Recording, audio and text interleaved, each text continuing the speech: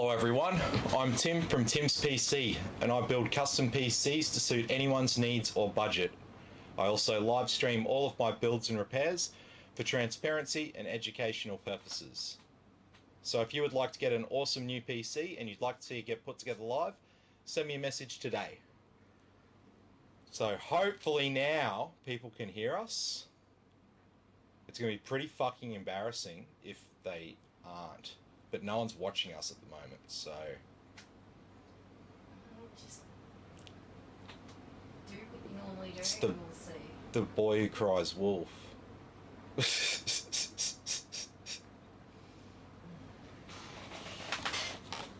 See, now I've come twice. Here we go, we've got someone watching. Can you hear us? Hey Nick, can you hear us? Or no? No sound.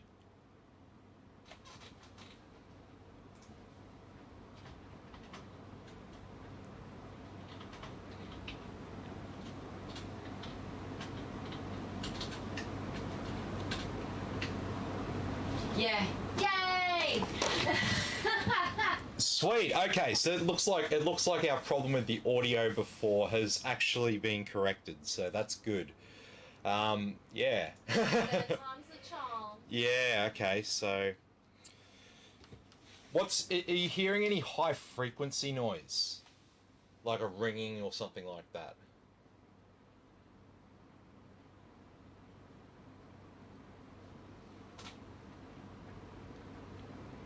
I'm just trying to get to the bottom of some audio issues.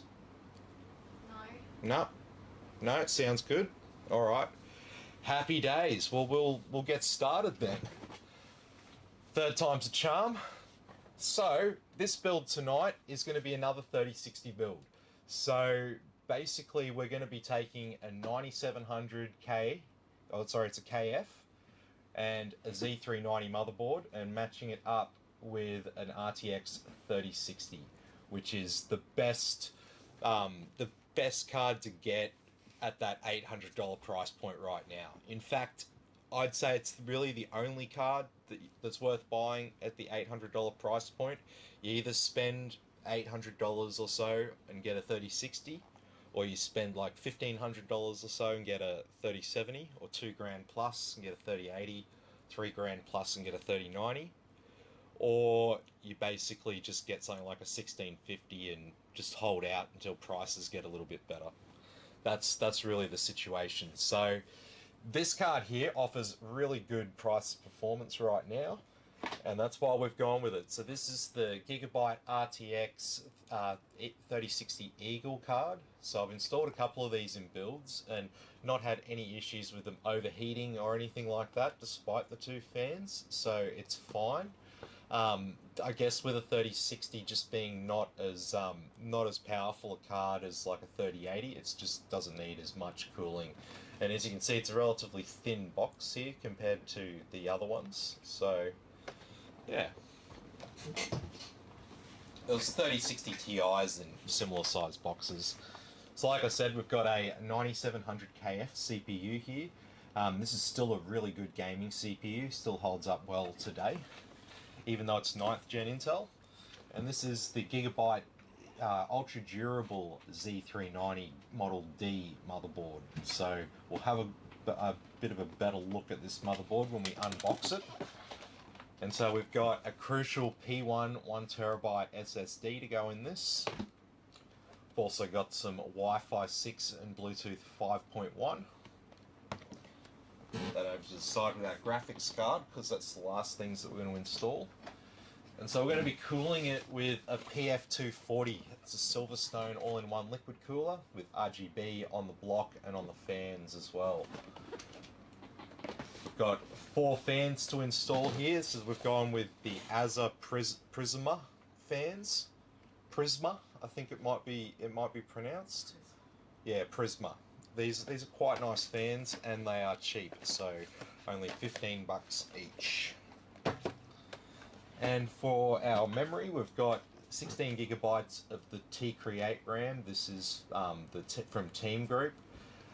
So this is 16 gigabytes of 3200 megahertz CL16 memory. So decent speed, low latency memory, just what we want, and coming in at about $99 Australian. For our power supply, we've got a Cooler Master 80 plus watt power supply. This is a 750 watt power supply with flat black ribbon cables, and it puts out 744 watts on the 12 volt rail. So it's basically a true 750 watt power supply. And our case here, we've got ourselves one of these Azza cases. I can't think of the model number. They've just got random names and model numbers, a lot of them, and it's escaping me. But if you message me, I'll let you know exactly what it is, because I'll look it up. Anyway, so let's get into it.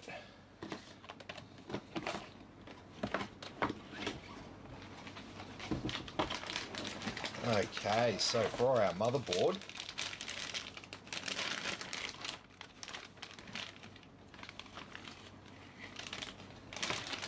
what else have we got in here?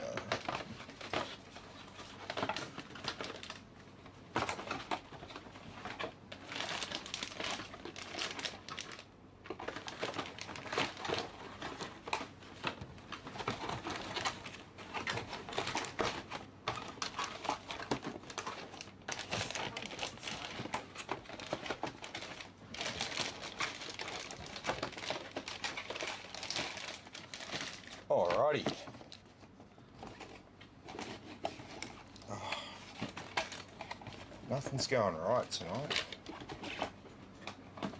There we go.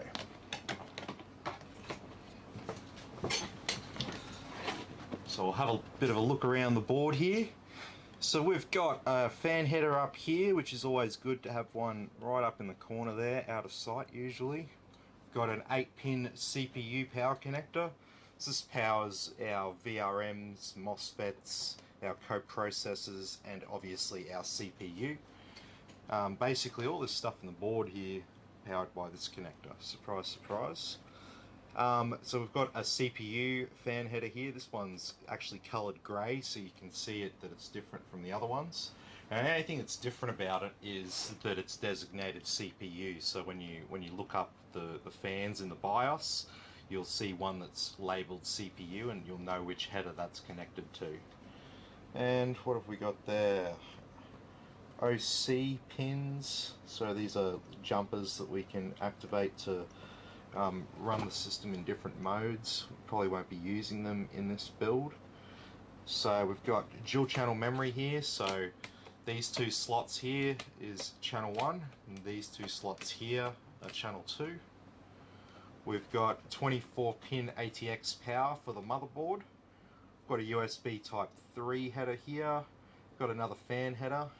We've got 2 SATA ports that are on the side there, and we've got 4 that are face up. Got a bit of a heat sink here over the chipset. Down the bottom here, we've got one of these nice clips here that make it easy to install our front panel connectors. These 2 little pins up here, these are clear. This is clear CMOS. Then we've got another fan header down here, 2 more USB 2.0s. We've got trusted platform module. We've got 12 volt RGB. We've got a COM port there for connecting old serial ports and whatnot. We've got that is a Sony Philips digital interface header there if you wanted to install one of them, because we don't have one on the back of our motherboard there. So we've got our front panel audio connectors down here, and obviously, like I say in all my videos, this part of the motherboard down here is all dedicated to audio. These little gold capacitors are the audio capacitors, and that's why you will always find your audio down that end of the rear I/O. And as for the rear I/O, it's a pretty decent rear I/O for a budget board. So we've got 6 USB 3s. Oh, sorry. We've got 6 USB 3s, gigabit Ethernet. We do have an HDMI output on the motherboard, but that will not be in use in this build. Sorry? Yeah. Nah, all good. Anyway, so moving on down. So this is probably the best feature of this board is the fact that we've got an M.2 slot and we've got a full 6 PCIe lanes. Sorry, PCIe slots, I should say. Imagine just having 6 PCIe lanes, that would suck. So you've got a full X16 here. These two are X4s, and then we've got 3 X3s. What have we got calling me now? Let me just take that phone call. Oh, no. Cut out. Is there someone trying to contact me urgently? Let me just check that. This is the joys of doing things live. Let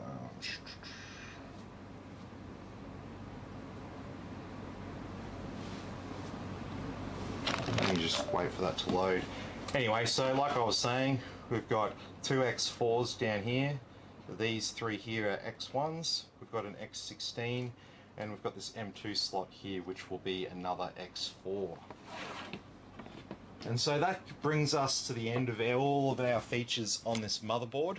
So that gives you pretty much a pretty thorough rundown of everything that's on this board. So the things that it doesn't have that I would have liked to have seen would have been a 5-volt RGB header. That would have been a good addition. I also would have liked to have seen some more cooling around the co-processors and whatnot up here. But hello, Tim speaking. Hey, how you going? Yeah, that's the one. Oh. Yeah, oh, yep, sweet. I'm like live at the moment, so I'll get my wife to come down and see ya. Yep. All right. Too easy. See ya. What are you doing? Guys, just here to drop off some parts. I'm doing a build for him on the weekend. Yeah, that's all right. Yeah, anyway, the joys of doing all this live, this sort of stuff will happen from time to time. So I've got Reese bringing over some parts for a build I'm doing for him on the weekend. He's got a 6800 XT and some other bits and pieces we'll be putting together. So that'll be a bit of fun.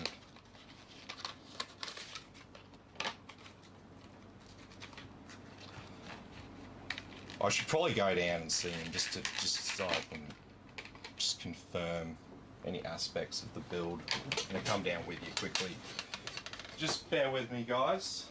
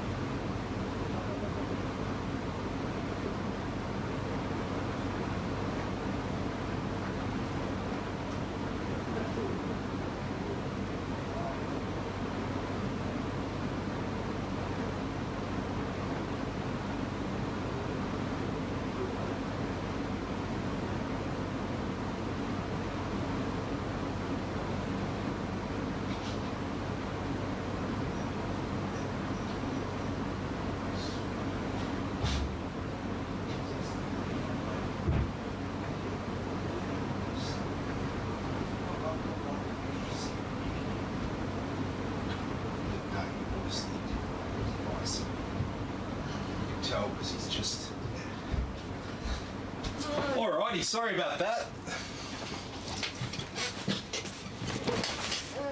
Just had to make sure we had everything and we're on the same page and all that. But yeah, we'll be doing a 6800 XT build on Sunday, so be sure to tune in for that. We'll just get our 1TB SSD installed here. So these are the M.2 NVMe SSDs. So they look very similar to other ones, but the NVMe ones are the ones that you want. They're significantly faster than the SATA ones. Alrighty, just got our M.2 installed. We'll get our memory installed. So a lot of people call it RAM, but the RAM is actually the memory, the little chips on the sticks themselves. The sticks themselves are called DIMMs, and technically you would just refer to it as memory. If I can get it open. Yeah, pretty much.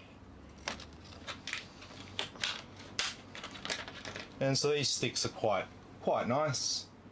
They're nothing crazy or anything like that. Just a bit of white coloured aluminium over the top of there as a bit of a heat spreader, I guess you'd say. But they look quite nice when they're installed. If you've got a bit of RGB lighting in the case, the light colour sort of reflects it a bit. It does. They match the motherboard well. And so when we install our DIMMs, we just put them in the slot. Nice equal pressure on both sides, and they'll clip in. Most of the time they'll clip in. Hey Jesse, how you going? Had a few technical issues earlier with our audio, but we are back in business now. There we go. There's our memory installed. So now we'll install our CPU. So because we've got an Intel K-series CPU, they don't even include a cooler with K-series CPUs, because the intention is that you'll buy a better cooling solution for your CPU. So they just come in this box. It's just an empty shroud. Yeah, but they've tried their best to make sure that they haven't wasted as much as possible. They've made it as hollow as they can, just to give the box a bit of rigidity. You don't want it smushed. No, you don't want it smushed. So, alrighty, so our Intel CPUs, they just have a couple of little notches on the side there. Sorry. Yeah. Oh, no. I need to fix this. It's gonna happen. That's alright, babe. It's done. Okay, yeah, so our Intel CPUs, you can see the reflectiveness of it. There's no pins on the bottom of these, it's just touchpads. The pins are all in the socket. So we've got to be very careful not to drop our CPU, not to damage any of these pins. So we've just got to get it as close to the socket as we can and let it drop in. And it'll just drop in place like that. Then just touch the corners and make sure that they're sitting flush with the sides of the socket. Don't jiggle it around or anything like that. Those pins are really quite delicate. Then just put down the latch under the bolt, press down the arm, and this cover will come off. And so you want to keep this in case you have to send your motherboard back for a warranty, because it's required to be on the motherboard if there's no CPU installed. This case looks different. Yeah, it is. Tim hasn't built it this one. I haven't built in this one, no. I'm gonna go look at the box. I think it'll be good. I think it's, yeah, quite like it. So we've got our board largely prepped.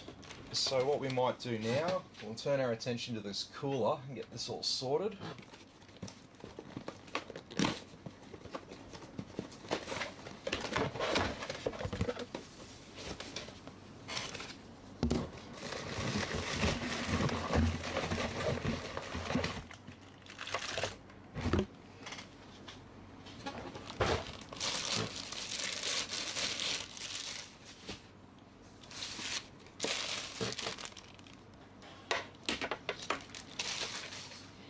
It's the Celestra 340, the Asus Celestra 340. That's the case.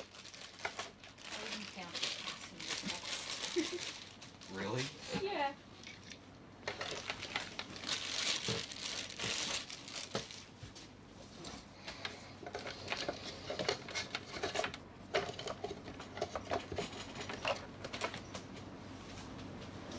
Okay. So this case we'll be top mounting this radiator.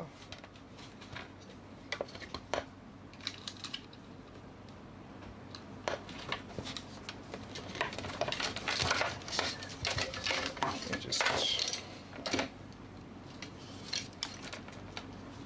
how's this gonna fit?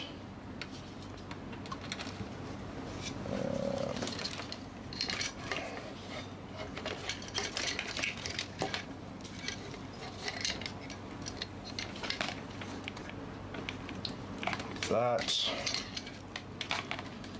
like that, I think like that. That will be quite nice.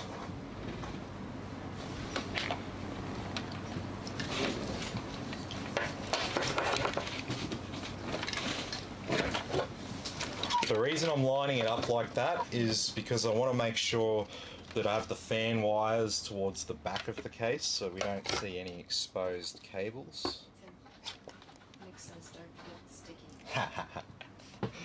No, no. It's alright to nearly forget the sticky, it's just not good to forget it completely. Yeah. Jesse says popular cases,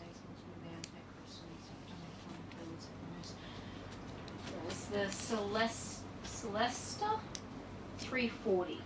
Yeah. Yeah, no, I mean I use Asus cases all the time. It's just this particular one I never used.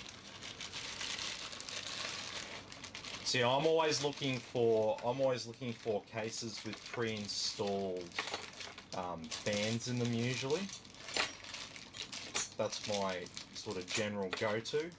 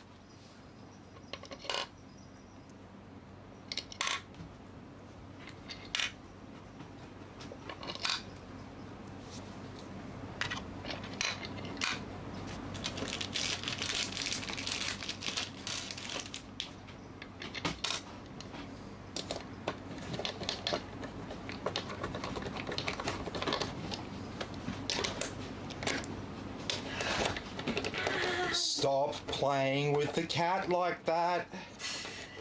Stop it. It's not a normal cat. It's not like a little house cat. Okay? It thinks it is, but it's not. You're the human. You need to recognize that. You didn't make me bleed this time.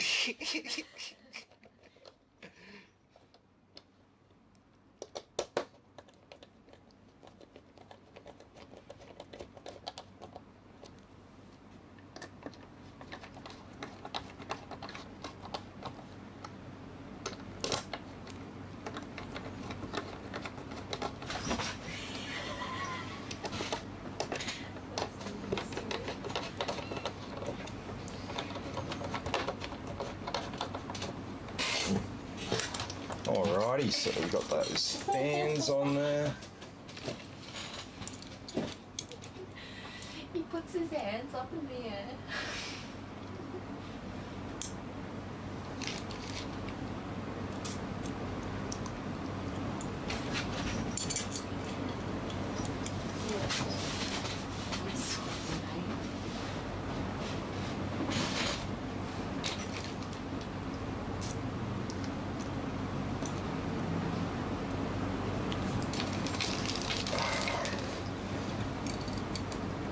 Let's get this cooler on there. This is the... Oh, I hate these bolts, I hate these things. That's staying in place, yep.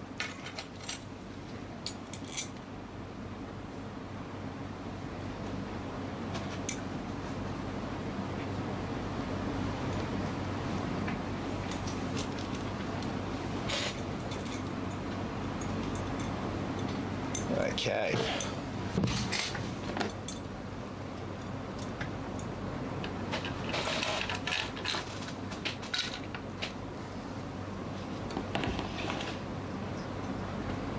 There we go.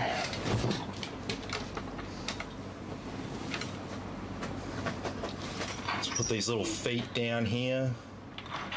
These just stop you from over tightening the bolts.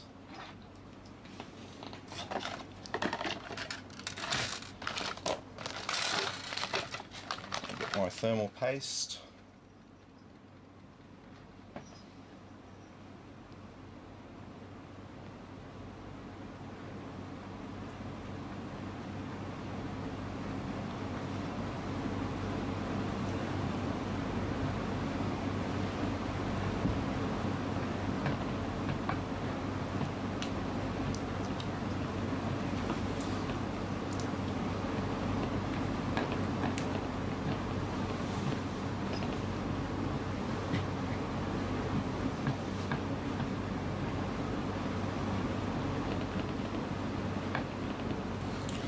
Go.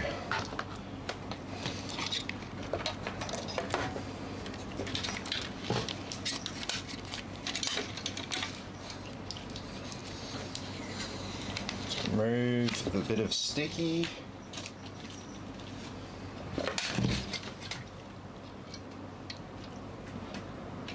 Place the block down.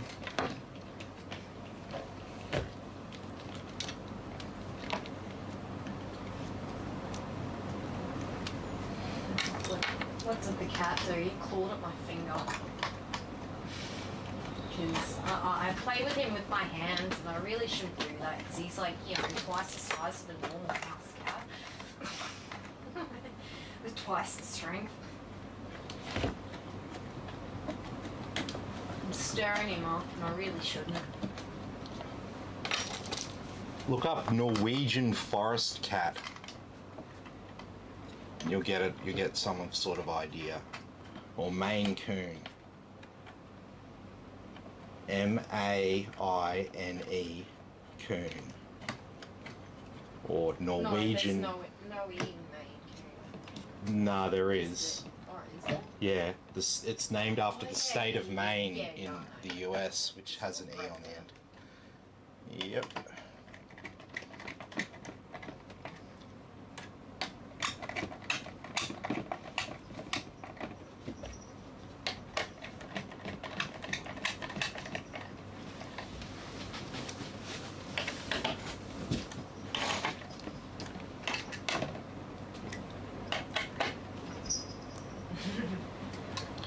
There we go. One nicely mounted He cooler. must just, like, you know, have it in for me. Because he always claws me. Nick said he was stirring me last time and nothing. Alrighty, so that's Maybe he was roughly just tired. that's roughly what it's going to look like.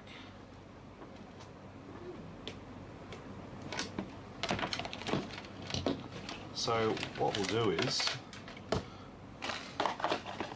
we'll put all this to the side.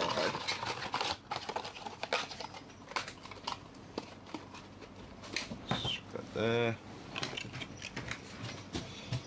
And we'll turn our attention to the case. because this case needs a bit of work.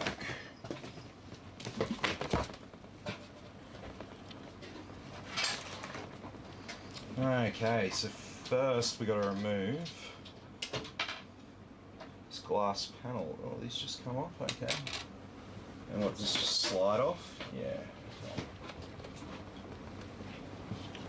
And well, we got some sticky on the inside. Nice and static electricity producing. Gotta love that around computer parts. Now what have we got in there? Oh yeah, it's just enough room. It's a mid-tower case. What do you expect?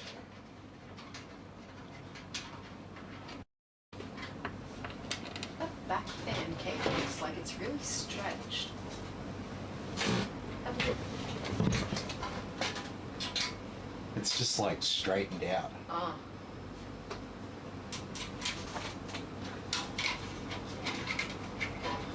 So we're not going to be using this fan on the back. No. Not in use. Spare fan. Yep. This fan ends up in my big box of spare fans.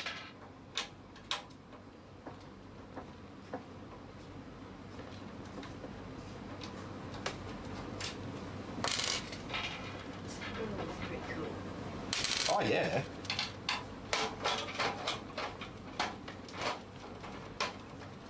So you're putting through. Where's the cooler going on this? Top mounted. Oh, okay. So you've got 4 fans. Yeah. What are you putting in the other fans? So there's 3 on the front and 1 on the back. And then there'll be 2 on the cooler. Didn't you say this case came with fans? No, there's no fans in the front. Oh. So we need to what we need to do now, like I said, we've got stuff to do with this case. Got to rip this off. Oh God. Is that bolted on? Bolted on thing. I guess that's better than like crap magnetic.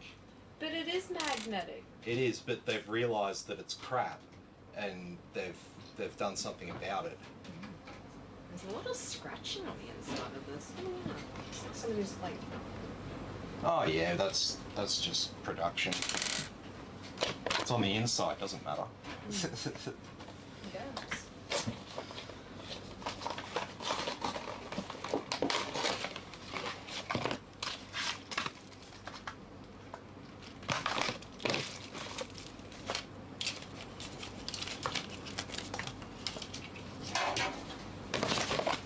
Okay, so the only sort of thing to remember with fans is where the cables are going to be orientated and what direction you want the fans to actually blow.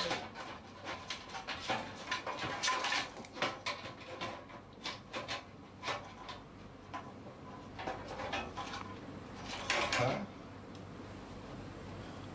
This fan has bolts bolted in. What? It has bolts bolted in. You buy those fans and what? You just. That's come apart. Put them back. That has.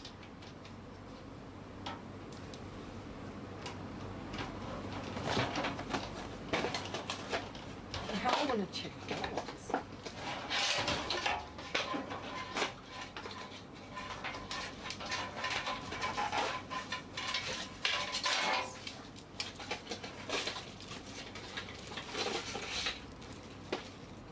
They're all like that, I think. Someone's got it too.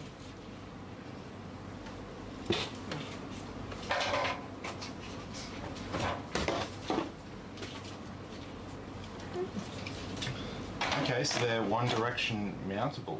Alright.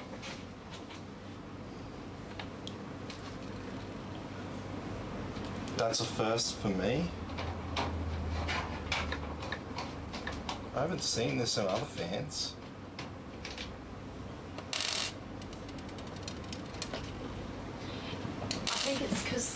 of the RGB lighting around the side of it. Yeah, but why haven't I noticed this before? Oh, I know, because whenever I buy these fans, I put them on the back.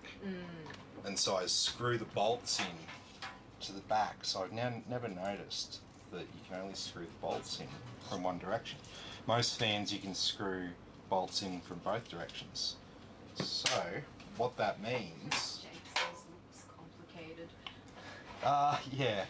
Kind of, but not really. It's not that bad. It's just confusing, I guess, in a way. Yeah. Yeah, confusing would be the word. Okay, so...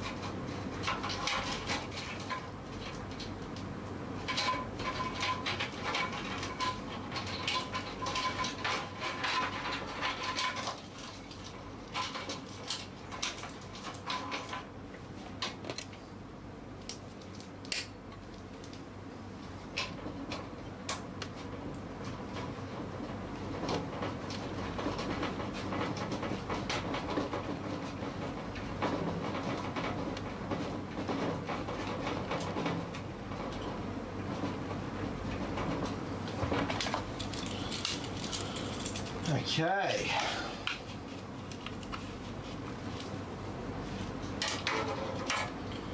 Fan number 2.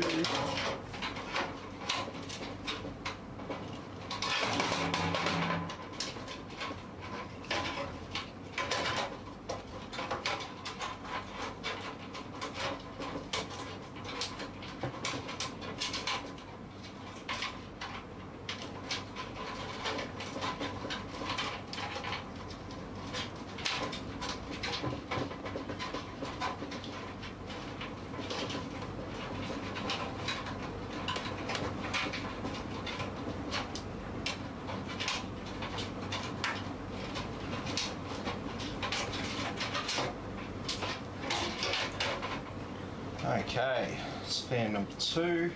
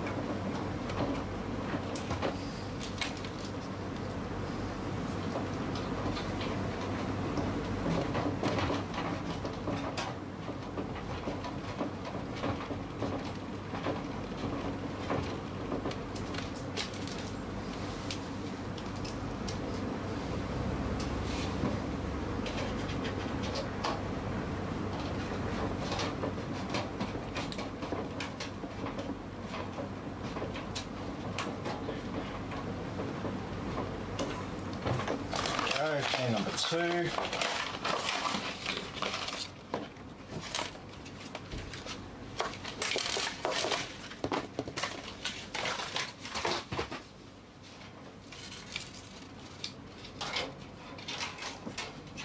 Yeah. Jake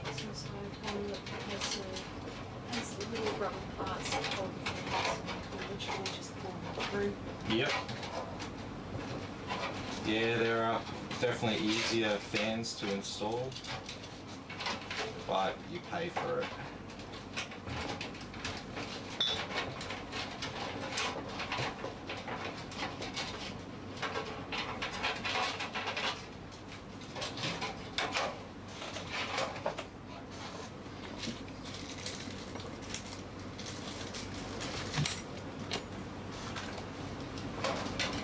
Yeah, see how much time it takes me to like install fans like this?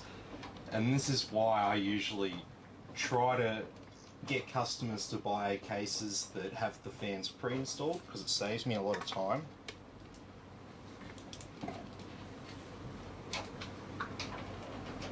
But I don't mind installing fans in a build, don't get me wrong.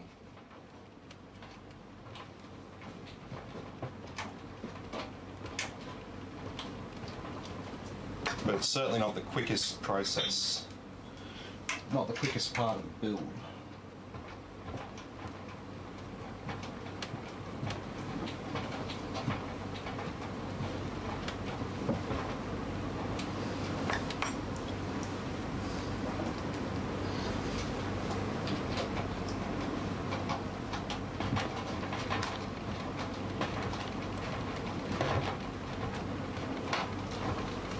Okay, so now we've got our 3 front fans.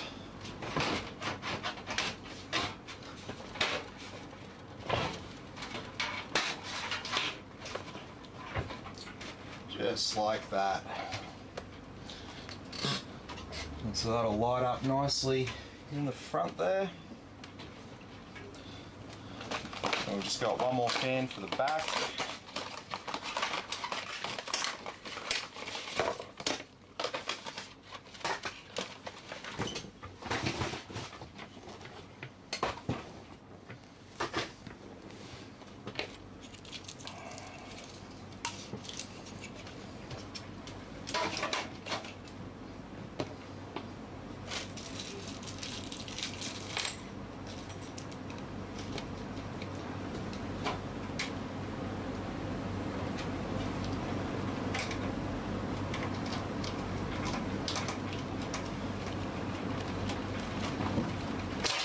Whoa.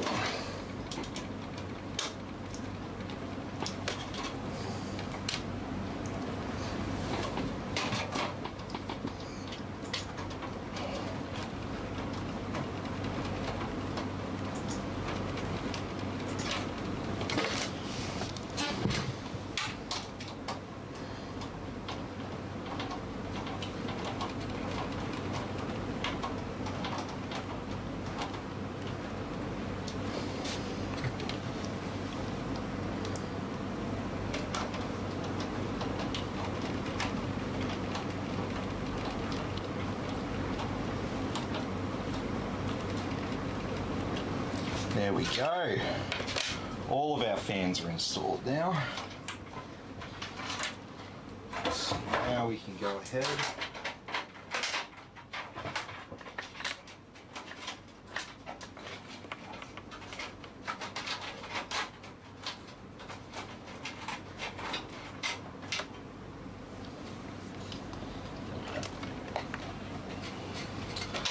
So what are our offsets like? Standard ATX, is it?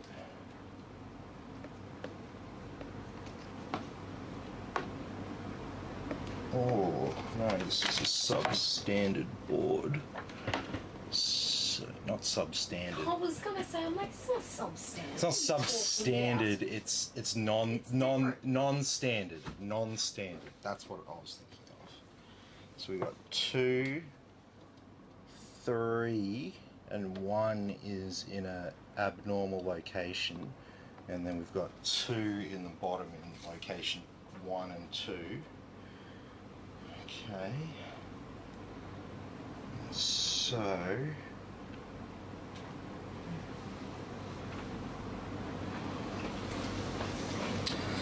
we're going to be using 1, 2,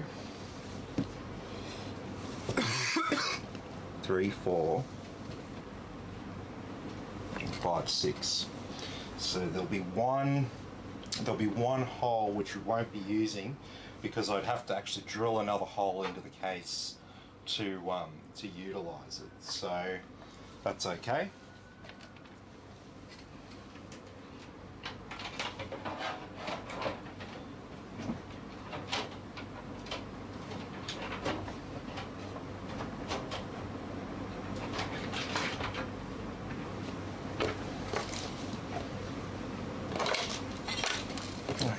So,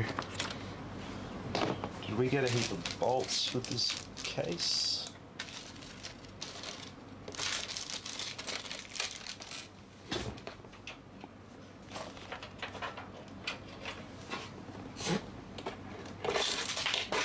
No, I'm going to use some of my spare bolts.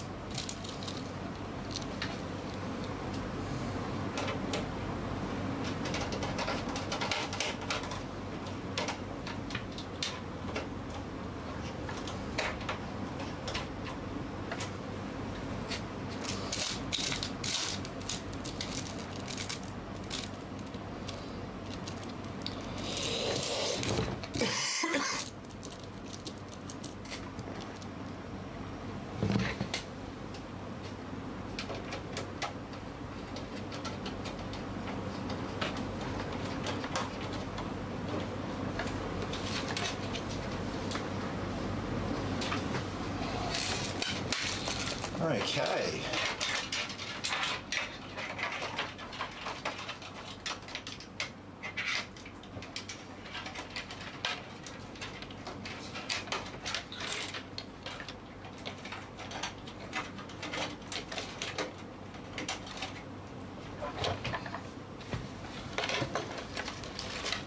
So our last thing to do now is mount our cooler, and then we can start to hook everything up.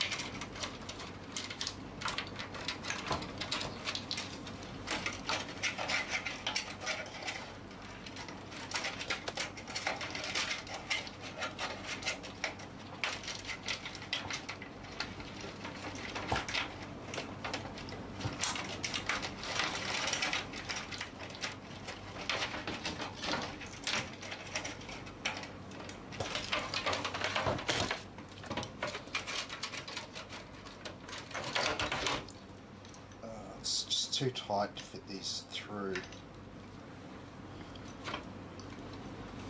We'll have to undo them to get them through.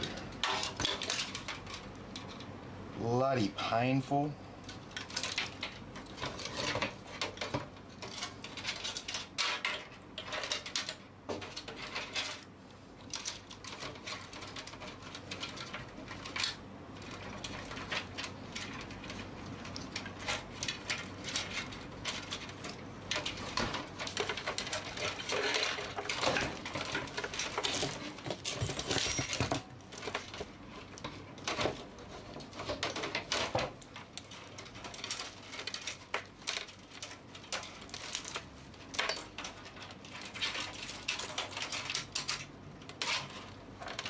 Sweet.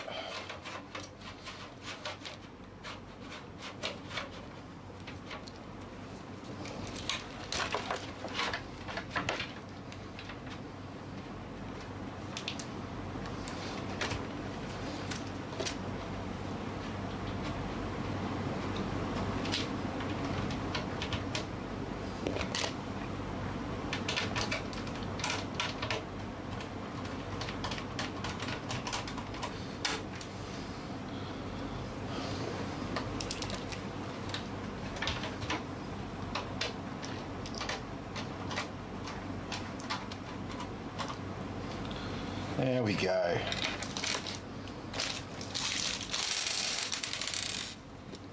So once we get those first two in on opposite corners, it's nice and easy to get the rest in.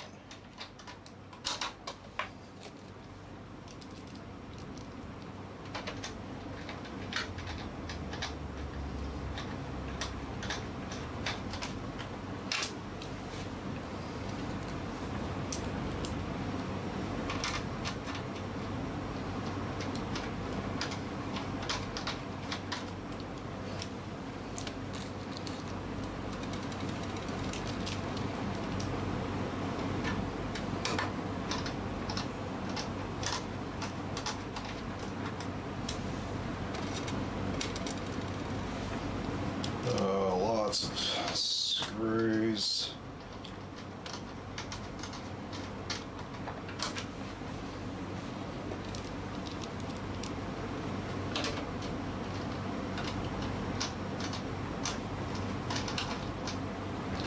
Sweet.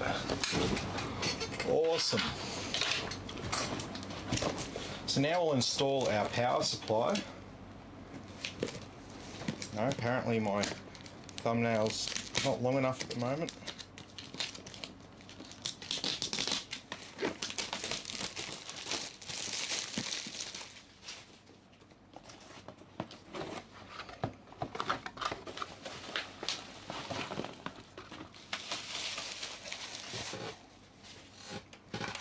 So here it is, with our flat black ribbon cables.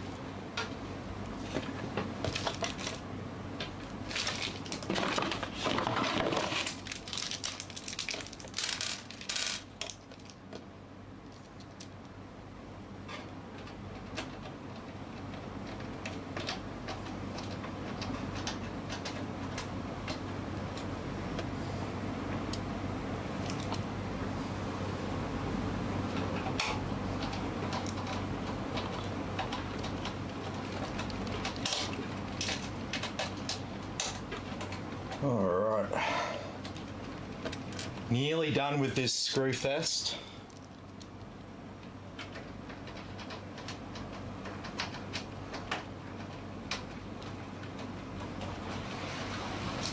Alright.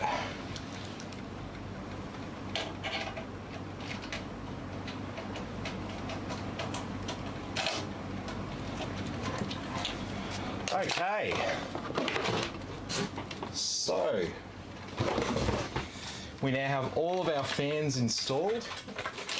We've got all of our power supply installed. We've got our cooler installed, our motherboard installed. So now, we've just got to sort out this mess out the back. Yeah.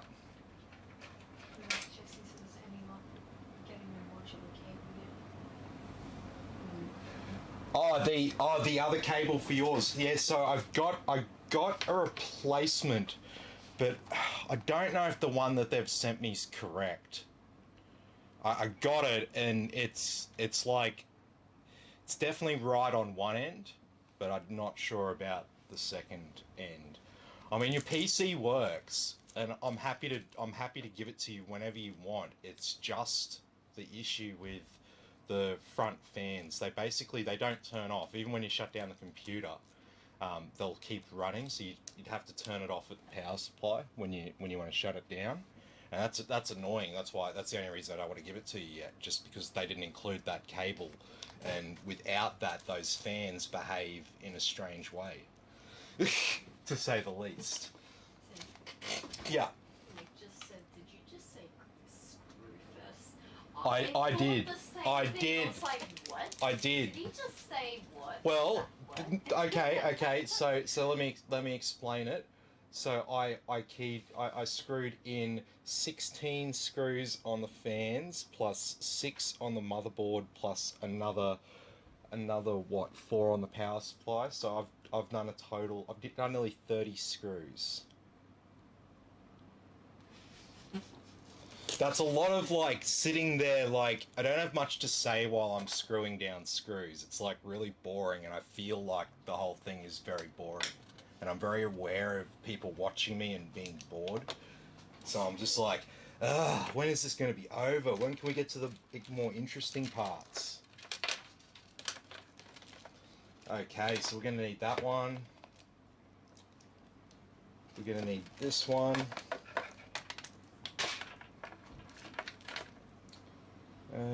Yeah, we need that one.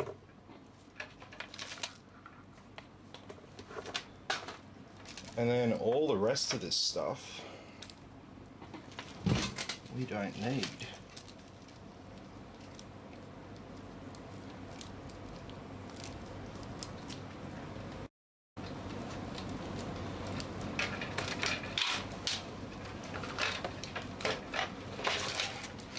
So what I'm doing now, so I'm going to bunch these up and grab a zip tie.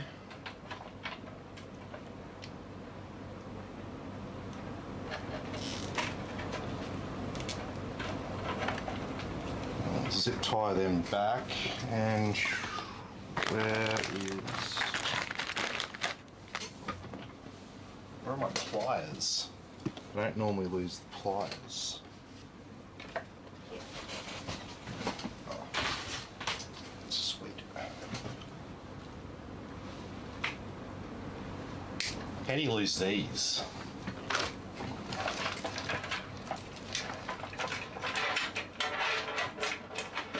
Okay. Yeah. Jesse says, does the cable look like the right size when I'm not sure if they have pins or anything? It's like it's really weird. Like there's a very generic fan controller that's got the front fans plug in with a generic 6-pin connector to this fan controller. And then the fan controller has a generic 3-pin clip that clips onto it, and it should, if I've got it right in my head, it should plug into the USB 2 port, this particular controller, and everything will be controlled through that. So yeah, I like the fact that I didn't get that very specific generic cable in with that case.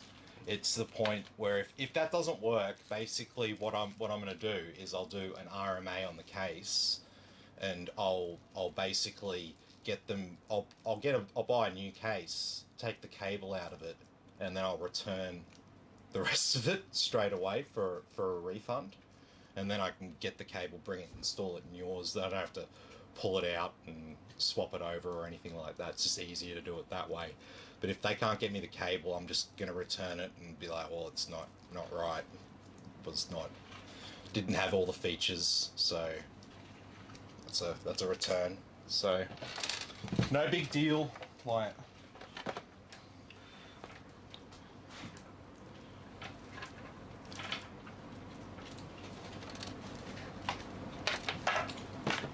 okay, so we've got a lot of these fan and RGB cables around here to deal with. Yeah, no worries. Like, just let me know. I mean, I think I'm gonna be up. I think I'm gonna be up your neck of the woods like tomorrow. So I'm happy to give you the computer, and you can take it for now because there's nothing wrong with it. Like, it works sweet. There's no problems using it. It's just that quirk that when you shut it down and go to turn it off, the front fans are still gonna spin and be lit up, and you just have to turn it off at the power supply. It's like a little bit annoying, but like not having a computer is probably also annoying. So if you want it, just let me know. I'm happy to drop it off to you, and I can send you the cable once this is resolved.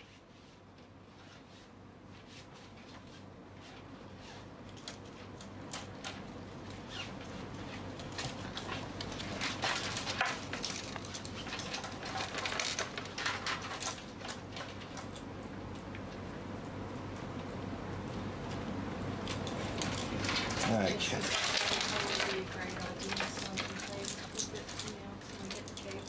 Yeah, exactly. So at least you at least you know that something's being done about it and all that. Yeah, I definitely haven't forgotten you. I got the cable yesterday, and I haven't plugged it in yet, but I was looking at it, and as soon as I saw it, part of me's gone, I don't think that's right. I hope I'm wrong. And I open up the case and I'm like, that is the perfect cable for that. But yeah, it's a bit painful.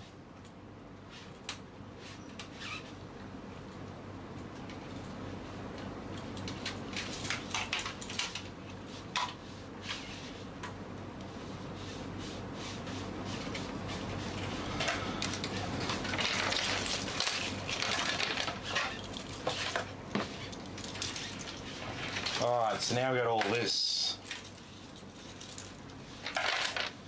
So, if you're doing a build similar to this at home and you want to see what you do with this without killing yourself, first want to separate the fan from the RGB. So get all your fans, all your RGB, and separate them. Fan, oh no, that's an RGB. Hey. That's a fan. Or specifically, I think that's the radiator.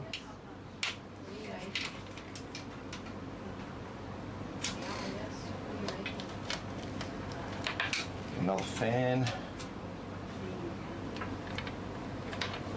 RGB. RGB. Another fan. RGB.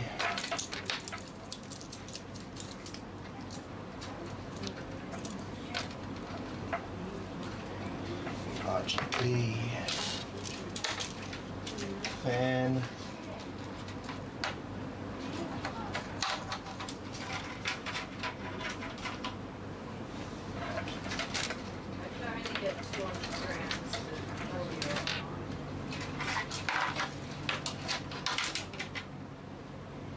We've got a starter power, so there's obviously some RGB lighting through the front there as well. That's okay, we can plug that in.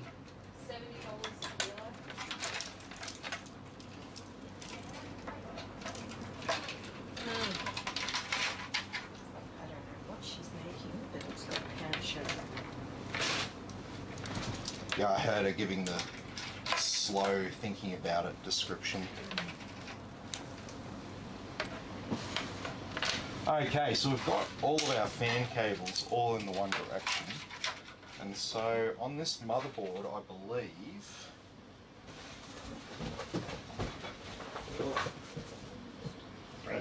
Yeah, I know I'm breaking the place. We've got a total... See, I should actually remember this. I usually do, but I'm just a bit tired today. 1, 2, 3, and 4. So we've got 4 fan headers, but we've got 7 fans to hook up. So what are we going to do? Okay. I believe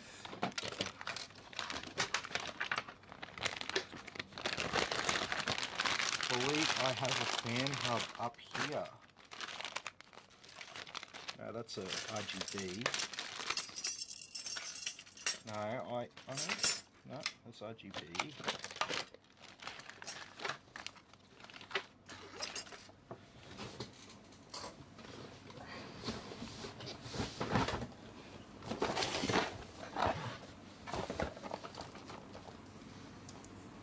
Here we go. So this is a little fan hub here from 1 to 4.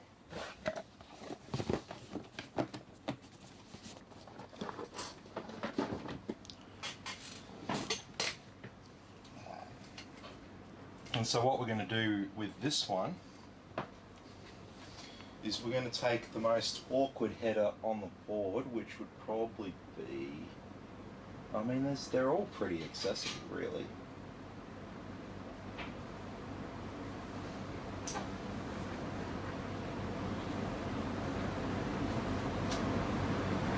I reckon probably this one over here, just because it's in a...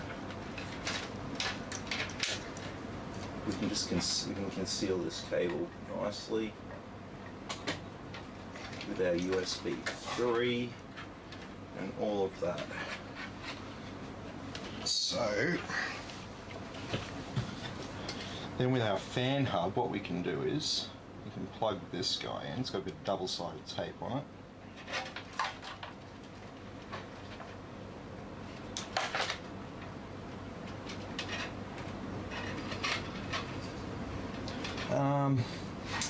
Where will I position it?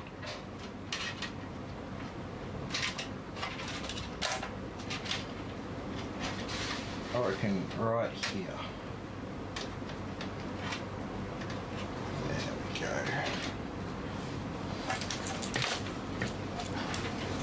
And so now we can plug a whole heap of fans into this. So we'll get these out of the way. RGBs over there. You get out of the way. Deal with you later. And you, fuck off.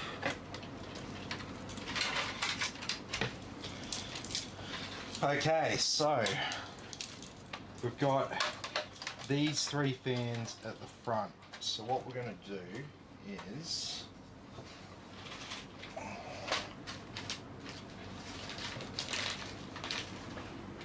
we're going to tie them off all together. So we're going to use this part of the case.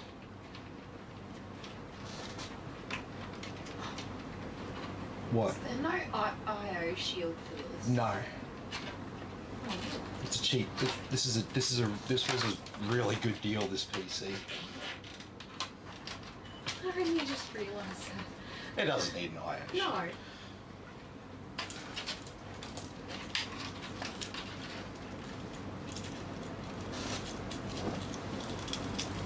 Yeah, this was an i7 9700K with a motherboard for $450.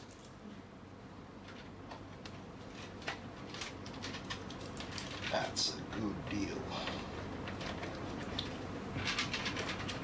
I saw it and I was like, yep, some happy person will definitely be interested in acquiring those two parts for that price.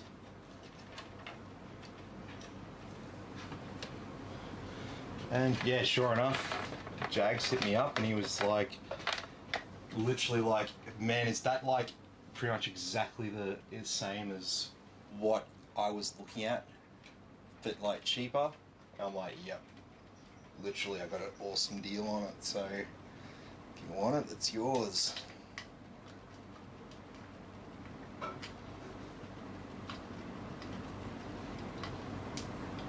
There we go.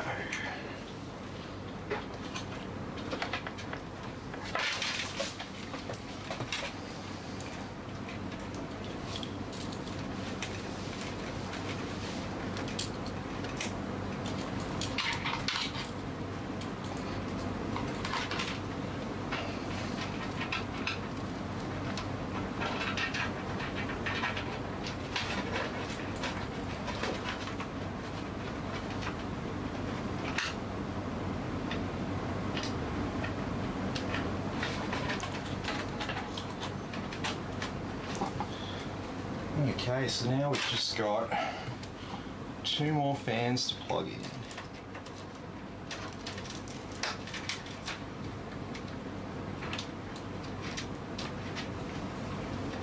This one in.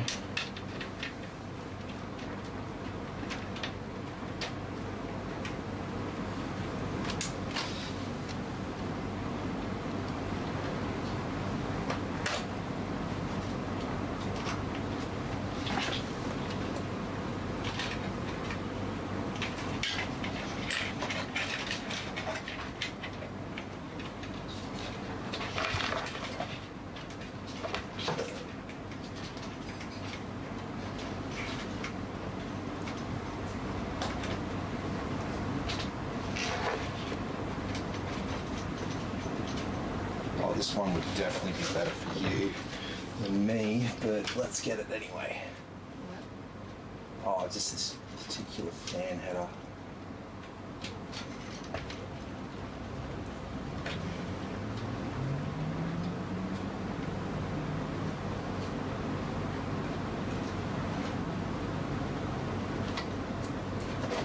Gotcha.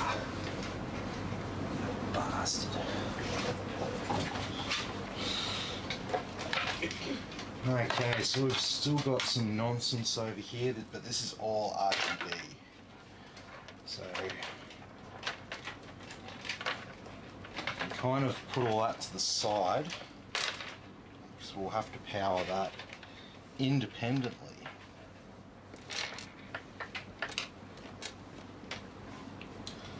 So we've got these front panel connectors.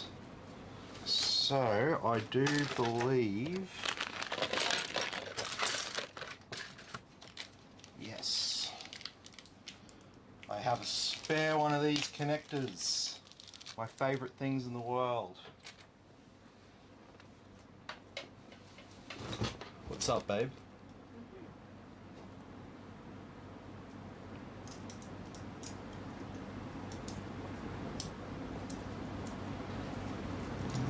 Power. Get over here.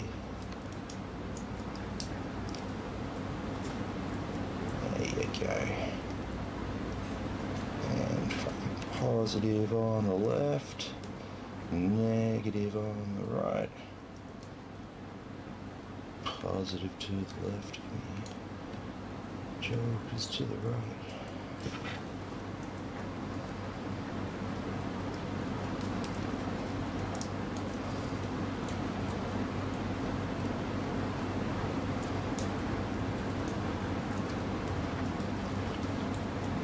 There we go.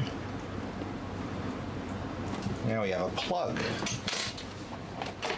So now I've just got 4 cables. So USB 3 is going to a sort of different location than the other ones.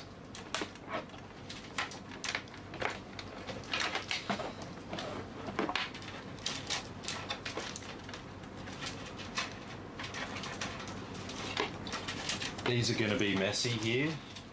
Essentially, there's nothing we can really do with that. These are like dual pulse width modulation or Molex fans.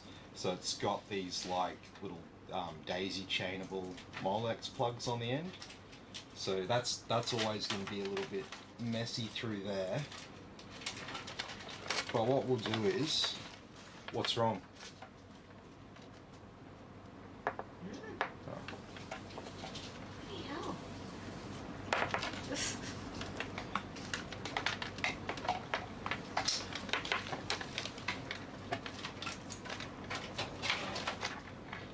Yeah, sometimes I think you've got the shits. And I'm like, are you alright? Have I done something? Have I said something? Am I not noticing something? It's usually what it is. Well, I most certainly don't have the shits. Yeah, it's Friday night for you. You should be happy.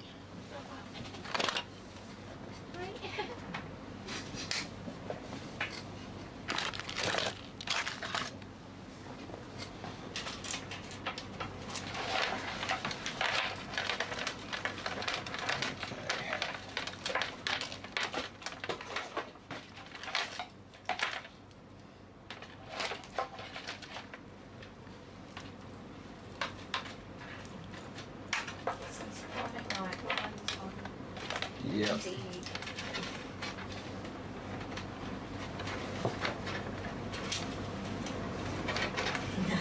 Have a tea.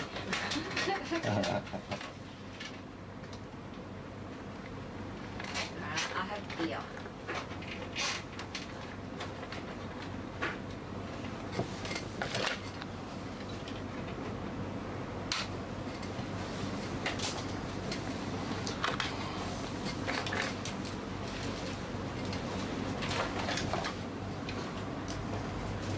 So now we got these down the bottom.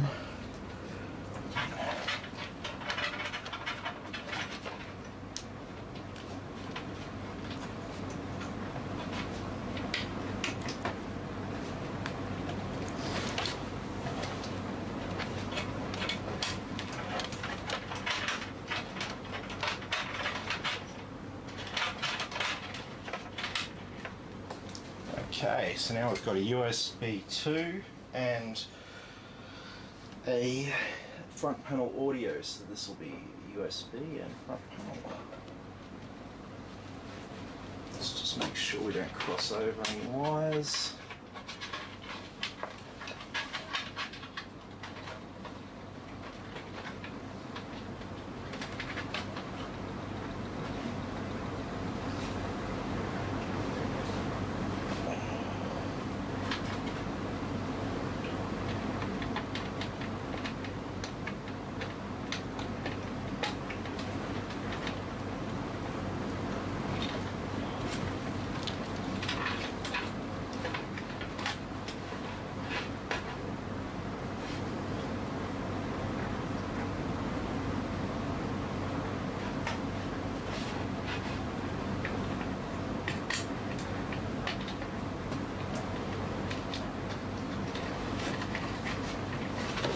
Okay.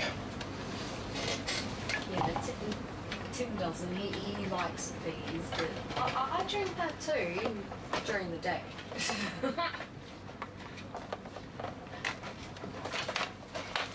Oh.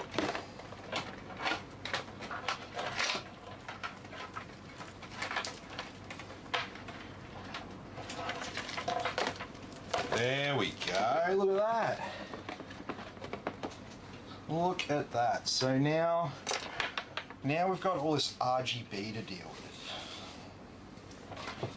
So, oh, we've got this SATA cable. Let's get this SATA cable out of the way. Yeah, we have a little bar fridge up here, and it's usually 90% V and coffee, and lollies, and chocolate. Yep. Because we drink a lot of shit and eat a lot of shit. Yo. Right here. Why is there a fly Don't tell Walter White. This fly is a very serious problem that we need to deal with. And Jesse's just like, holy shit, man, this dude needs some fucking Valium. Yeah. And that's exactly what he does. Nick says, nah, Coddy's lime soft drinks. Yeah. Ah, yes. We love that too. Yes, that's always good.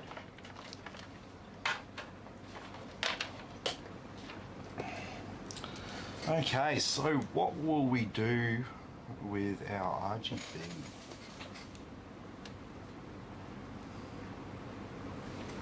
We get a controller. Yeah. We get a controller.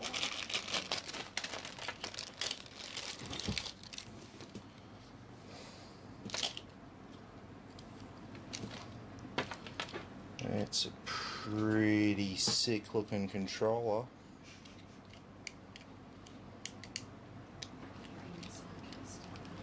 Yeah.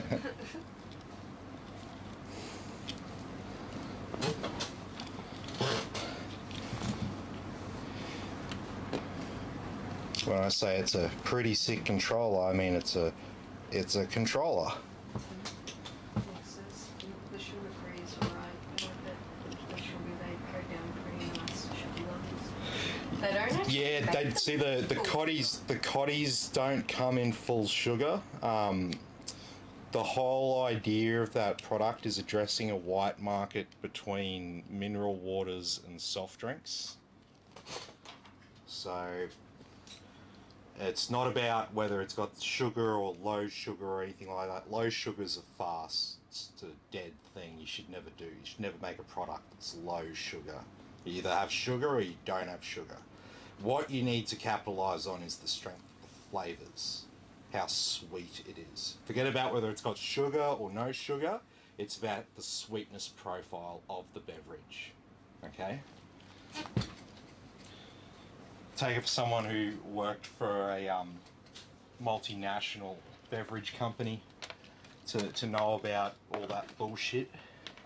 Had to sit through enough marketing lectures and stuff. Well, not lectures, but not really meetings, like presentations where they go and talk about the direction they're taking the business and shit.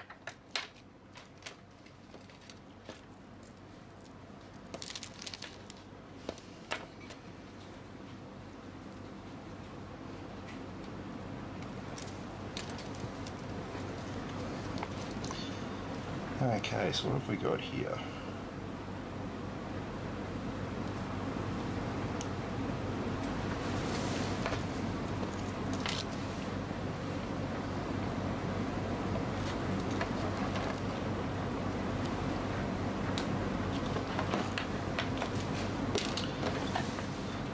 And so I should just be able to daisy chain all of these fuckers up together.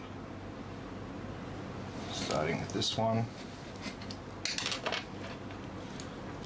And then we'll move along to this one. And we'll move along to this one. Just got to make sure your power is flowing in the right direction and you don't like send it back around on itself.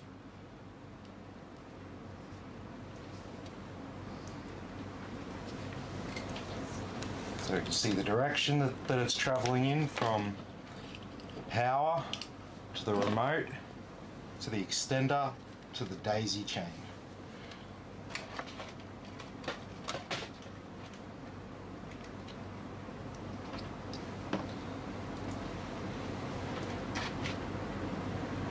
Well, that was a little bit loose. Just bend that pin like that. There we go. Now it's tighter.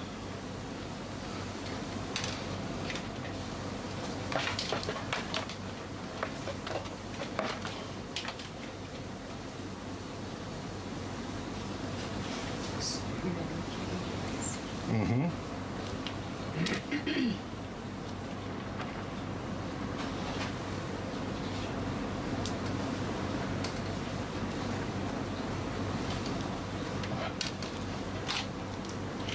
And the last link in the chain, and here it is. So yeah, RGB is not for the faint-hearted, and so the observant of you will notice that there's a spare female port here. This would plug into the motherboard to be addressable. Yeah, so this will not be in use because we don't have a 5-volt addressable RGB header on this board.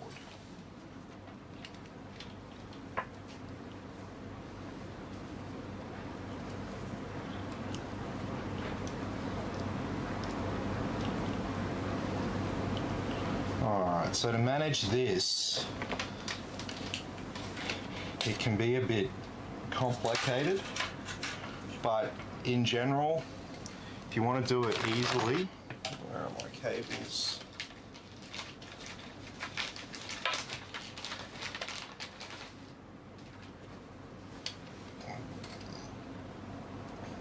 Just take a little group of them, bunch them together like this.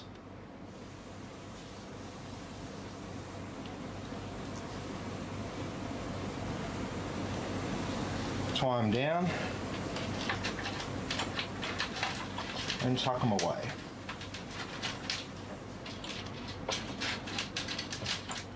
Our remote, and we can just tuck it away.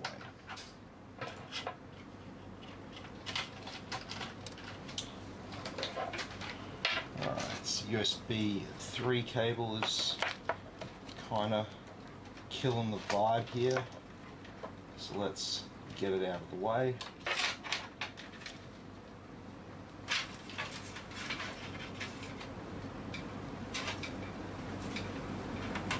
There we go.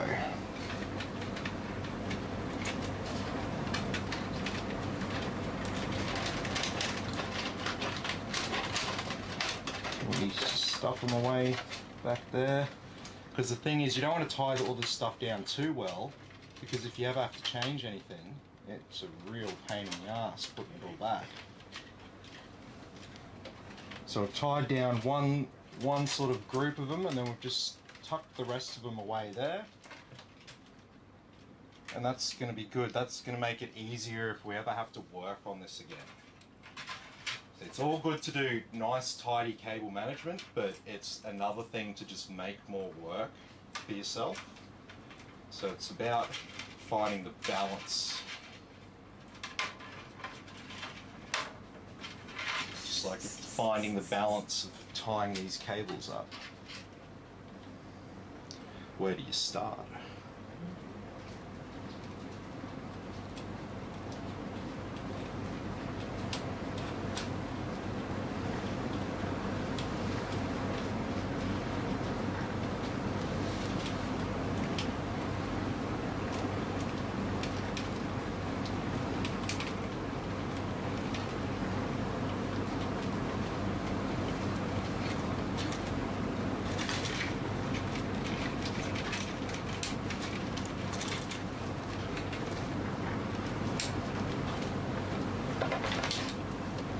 Tie up another group of these cables.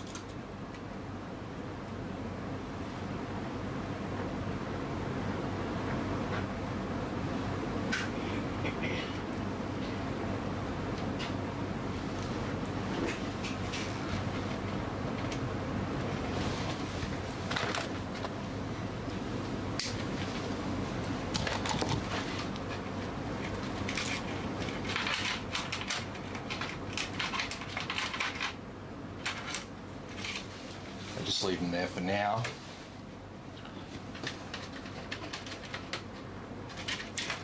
And so yeah, we've got a little bit of cable mess there, but like I said, with these particular style cables, not a great deal that we can do about that. But it's okay because this is all going to be covered up. And so, like I say to people, good cable management is about functionality. So it's really easy for us to adjust any of these cables. We've just got 2 zip ties holding down all of our RGB cables, and you saw how messy that was at first. And so that's, to me, that's what you want to do. You don't want to make more work for yourself. You don't want to overcomplicate things for no reason.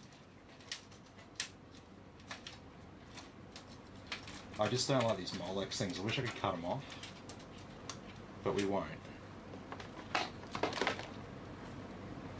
Graphics card.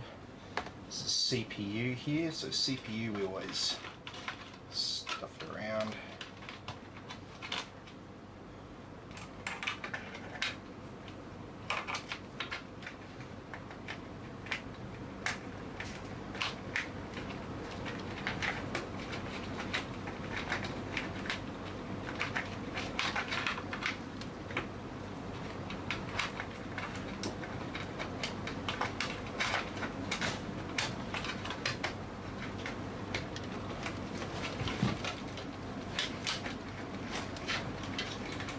Oh my god.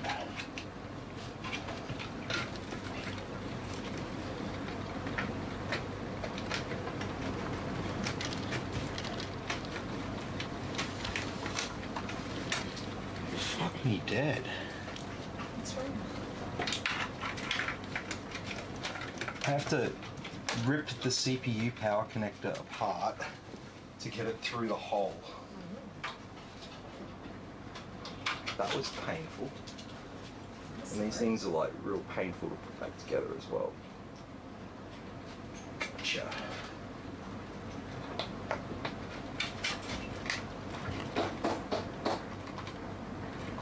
Yep. Excellent. Get pretty close to home time. Just get our motherboard power.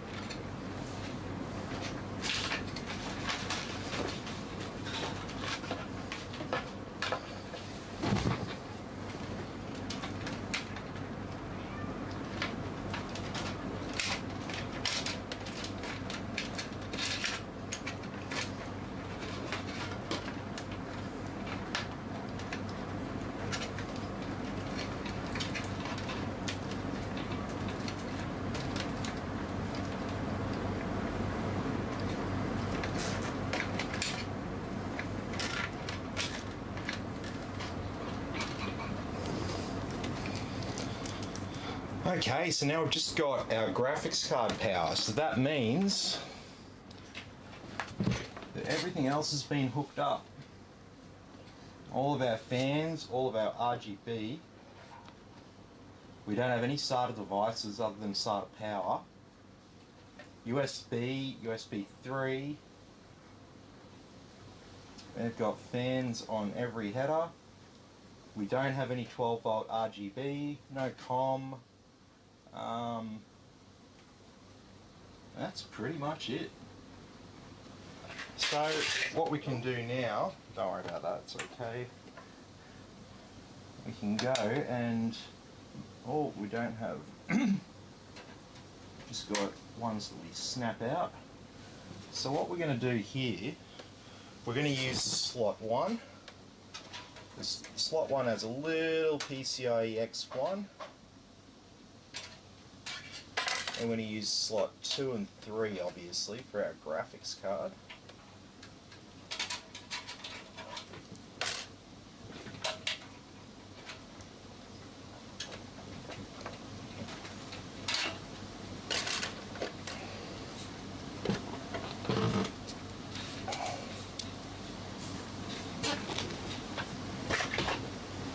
So first thing we're going to install is the graphics card. It's little. It's 3060. So I'm just... I've installed this one before. Have you? Yeah. Well, maybe I'll just use Maybe not. Alrighty, so this is the Eagle.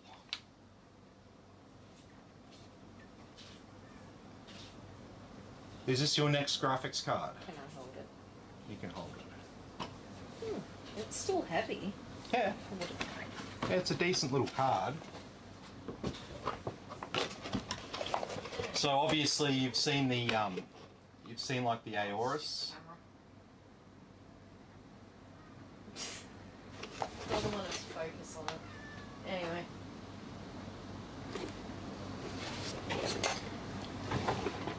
So what's Eagle mean? What does the brand mean? Okay, so I'm not a brand ambassador for Gigabyte or Aorus or anything like that, but I will tell you a little bit behind the marketing rationale behind what Eagle represents. Okay, so Gigabyte's premium gaming brand is called Aorus. We've got something that's Aorus around here. Yeah, I've got these Go Faster stickers. So this is Aorus. You probably recognise this logo. You've seen it around. The logo is a falcon. So if you're unaware, the falcon is the fastest raptor on Earth. So it's the fastest bird on Earth. It has huge air speeds. So the falcon is the fastest raptor, but a very powerful, not as fast, but still decent raptor is also an eagle. There are many different sorts of eagles. Not quite as fast as a falcon, but still pretty fast. That's what eagle represents. So they've made a distinction by making their brand about the falcon. They have also made their brand about eagles for their cheaper cards.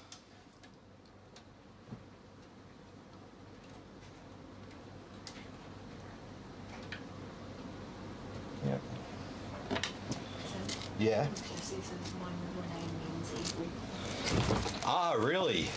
That's cool. Nice. Yeah. That's cool to know what case this is. Hey Ezra, so this case here is the Aza Celestra 340. I believe it's called.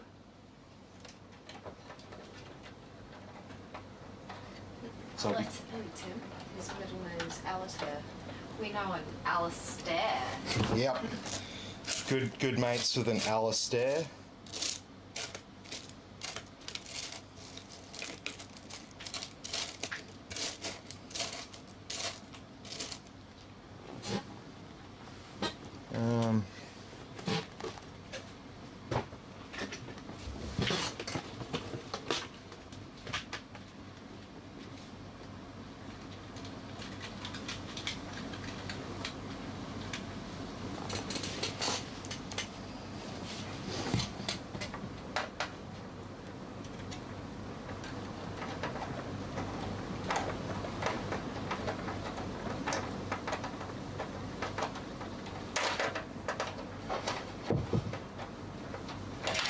Yeah.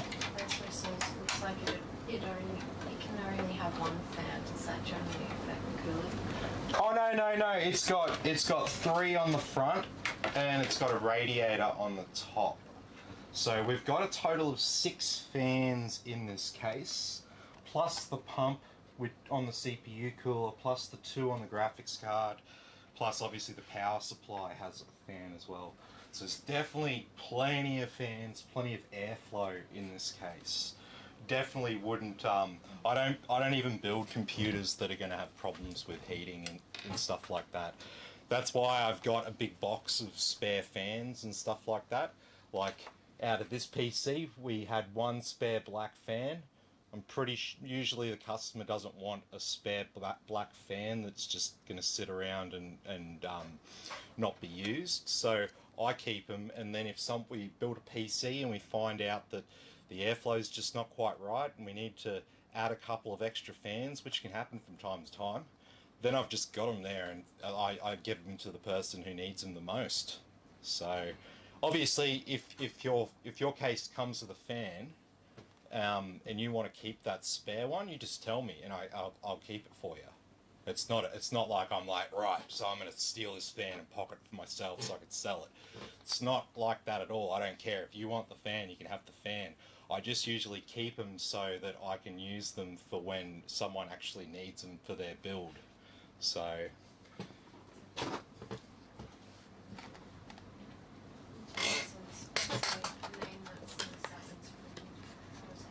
Yep, Altair, yeah, I've heard of that one. Alrighty, so this one here is basically just the same as the Aorus WBAX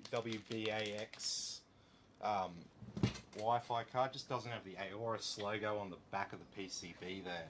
So, same sort of thing, like I said, it's got this it's got this USB 2 connection there, and you're probably going, what the hell's that for? Well, that's for the Bluetooth for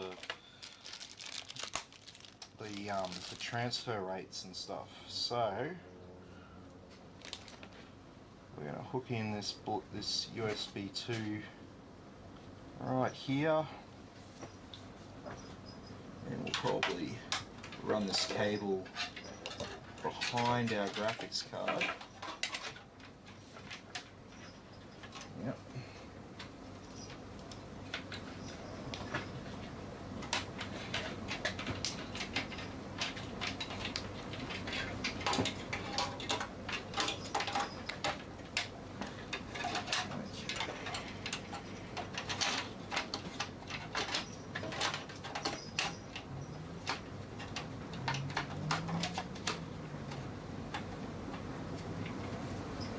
Perfect.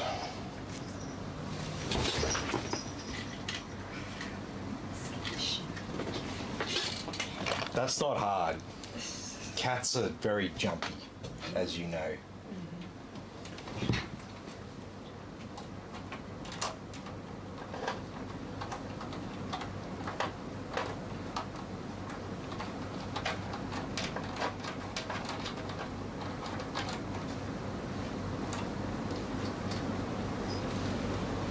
Okay.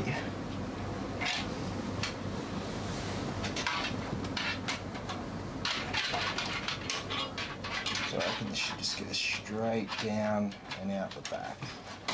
Oh! Oh! Fucking Facebook, he just... Oh no!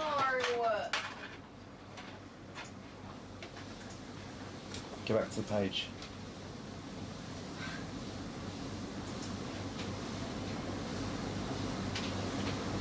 Go back to the... Scroll down, scroll on. It's still on.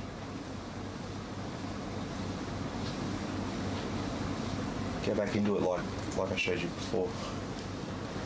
Edit live video. Yeah. Yeah. Sorry. I don't think anyone would have noticed anything not working then. The YouTube one's probably stopped though.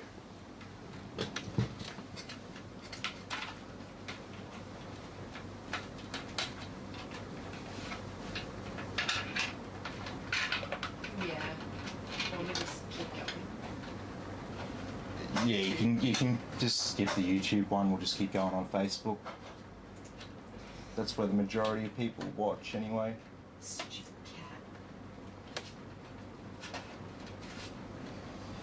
cat. Okay, so there we've got our Wi-Fi adapter installed with our Bluetooth 5.1 connected, with our cooler installed. We've got everything installed except for our graphics card power. So go ahead and do that now, and then we can see if she works.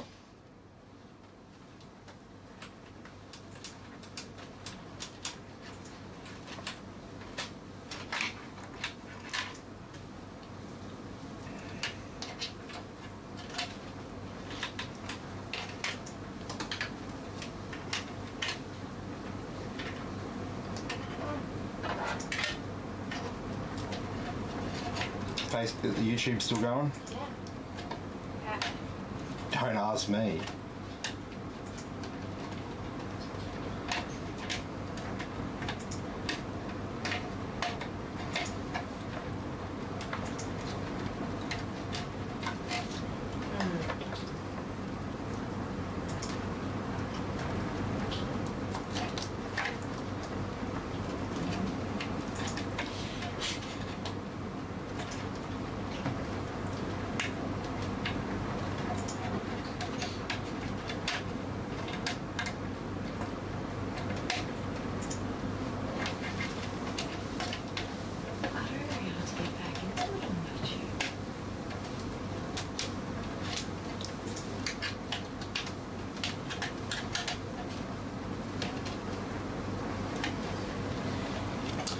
Okay.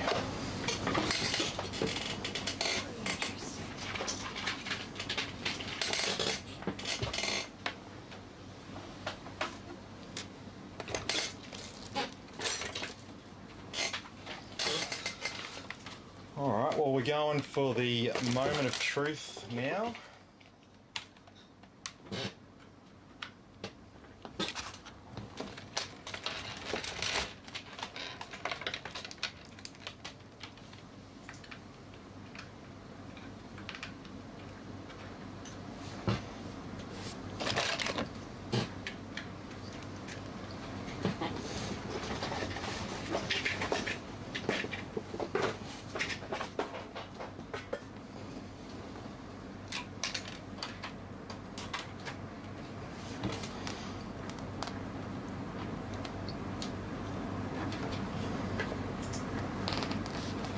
Alrighty. Oh, I figured it out. Anyway, Yay.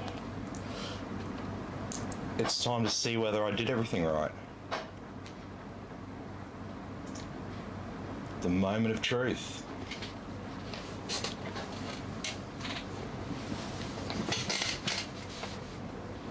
Press the button. You can press the button. Oh! Ha!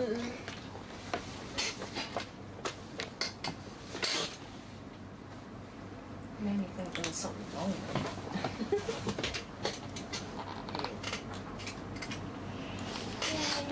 That's looking more like it.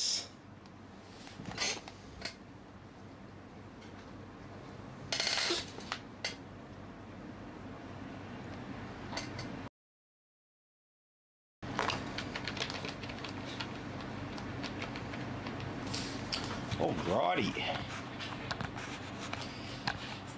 Yeah. So it says, do you have much experience building water-cooled PCs, or do you not get many requests for those? Well, this is a water-cooled PC. I just don't do custom loops because it all voids warranties and stuff like that. So you want to do custom loops and all that kind of stuff, go do it.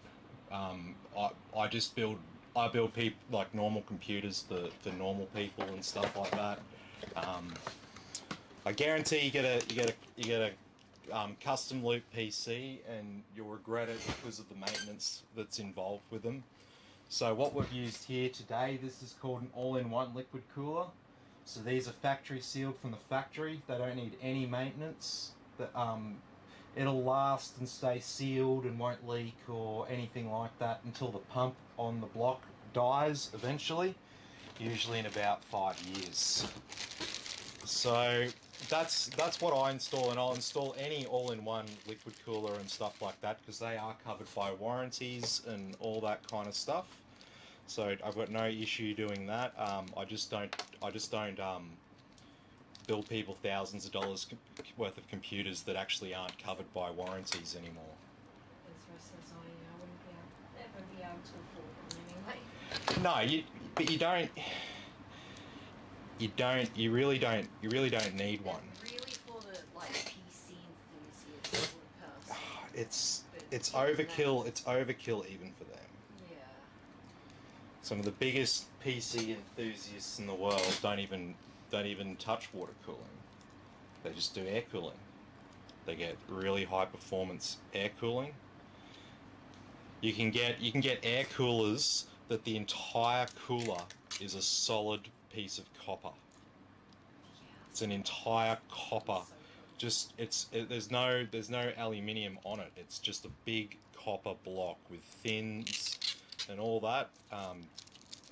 It's got to be a high performance air cooler. I really want to get a hold of one because I want to test it and show it to everyone. Jesse says once I buy a PC. Yeah, well that's it. I mean, usually it's not that bad. Like, usually when someone has a leak on a custom loop PC, it's usually just like a leak. So it'll be like one of the pipes will have like a little drop coming off the bottom of it on one of the low points and stuff like that. But See, like, the ones that everyone likes are the ones with, like, the fluoro-coloured fluids running through it and things like that. And those coloured fluids, they degrade, so you've got to drain it out and clean the pipes because it, like, leaves this crap. This like crap builds mold up growing inside in the pipes and stuff, and then you've got to clean that out. Just, you don't want it. You really don't want it. If you're not an enthusiast and you don't know enough to do it yourself, then you don't want it, because it's going to be work. It's not like they're just completely stable, no maintenance, just going to have it and it's just going to look sweet for the next 10 years. It's just not going to happen.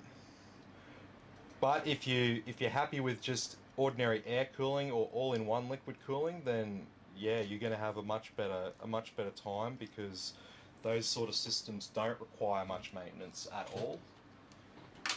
So you can just set and forget.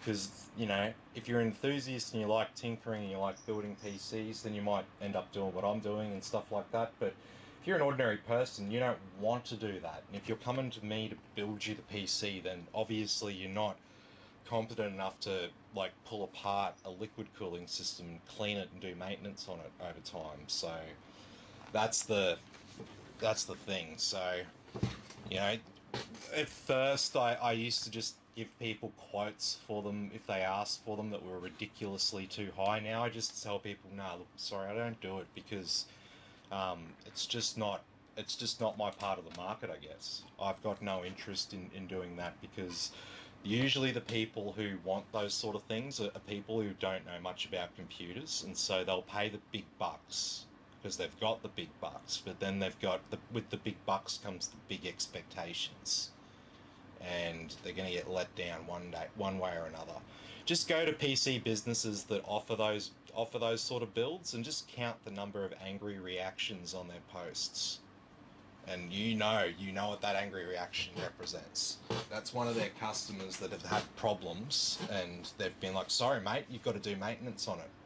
And that was, you know, a big deal, and now they're out this $10,000 computer or whatever. And at the end of the day, the business can go, sorry mate, we gave you documentation that said you had to do this and you had to do that, and you didn't do it, so it's your fault. No warranty, no nothing. So yeah, I don't even want to get into that situation. Alright, so let's get our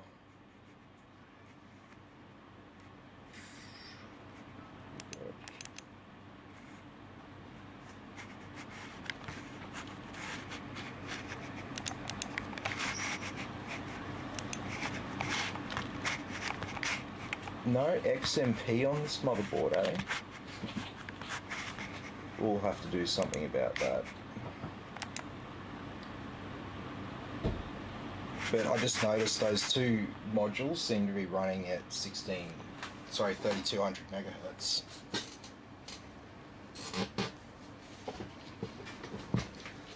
Alrighty, well, all our RGB's working, so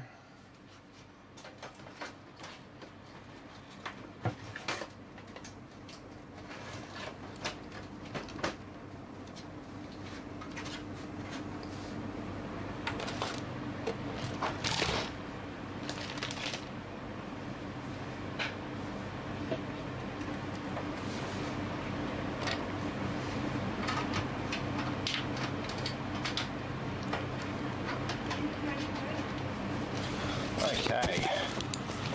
Install now.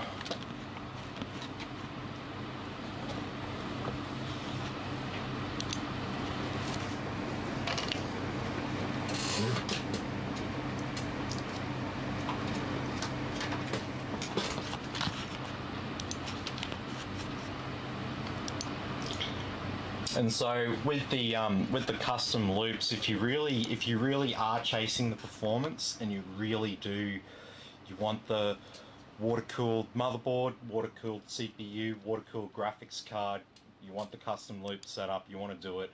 My advice, if you want it done in a way that's more durable, stay away from like the hard line tubing, and just, it doesn't look as good. just go the soft tubing. It's going to be much easier and much more reliable over its life. So you'll have a much better time with that, and there's no difference in performance between hardline and softline. A hardline is just for the looks. So.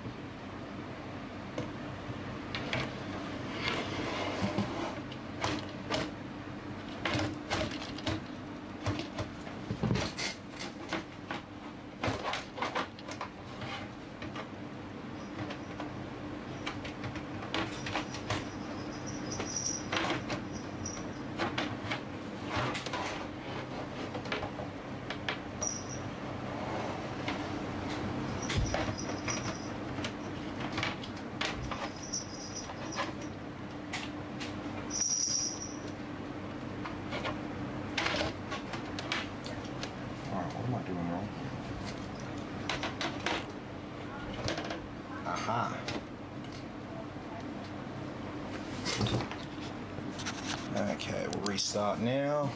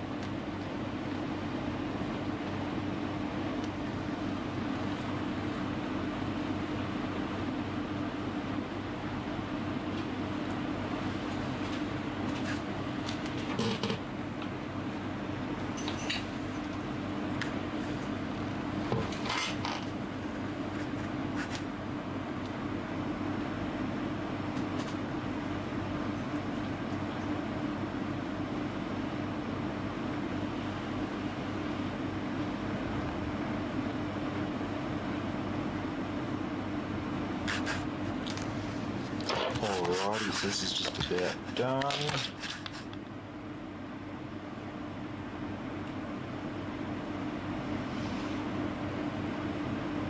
What? Oh, it's so salty. Oh. I think she added extra salt. It's got pancetta in it. Pancetta is really salty. Yeah, well, you know what she's like.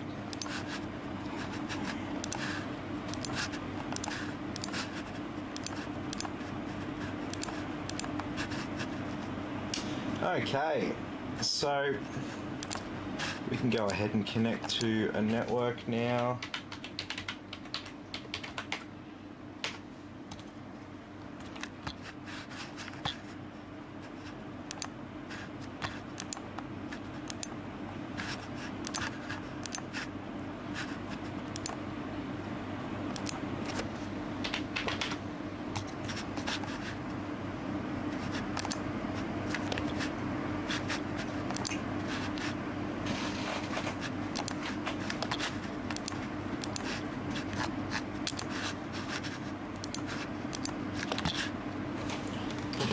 Okay. I'll plug our USB stick and we'll plug in our SSD and we'll get some software going on. And you can fuck right off.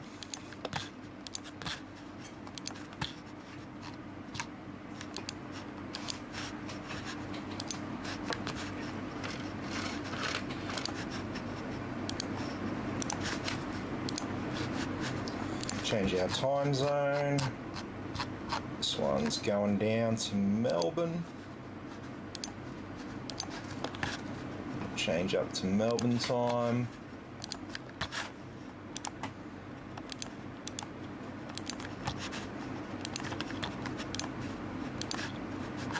There's updates going. Alright, so we'll put on some custom desktop icons to keep our desktop organized. And now we'll get some software going on.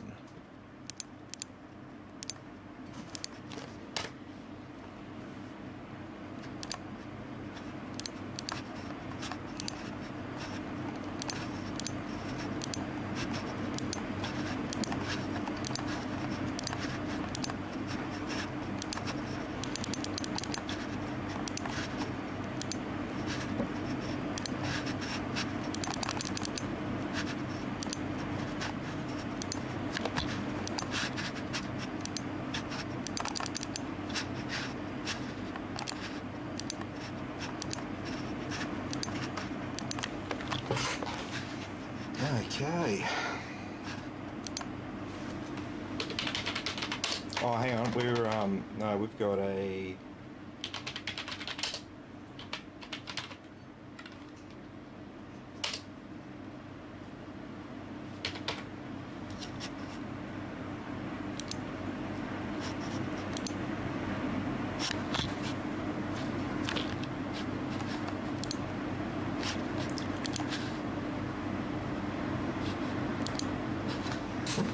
Really? Oh, it's back now. It's just installing the driver.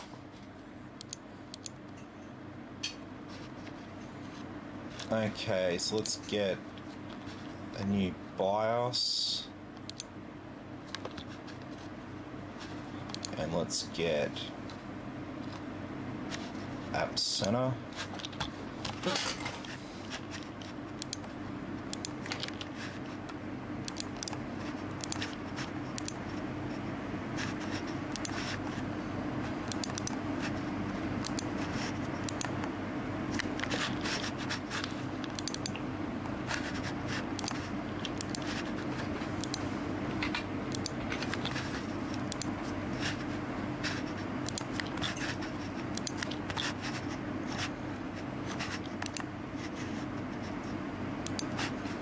Okay, so we want these.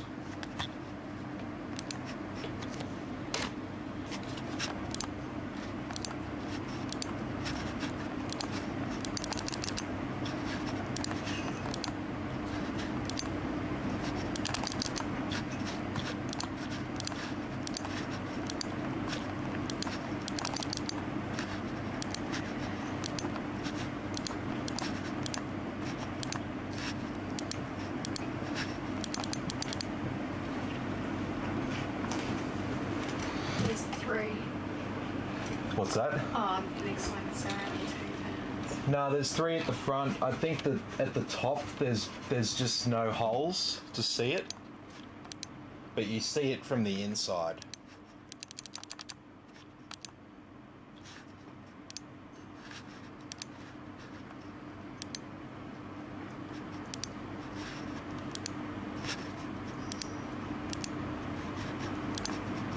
Okay, that's all installed. Let's get Origin.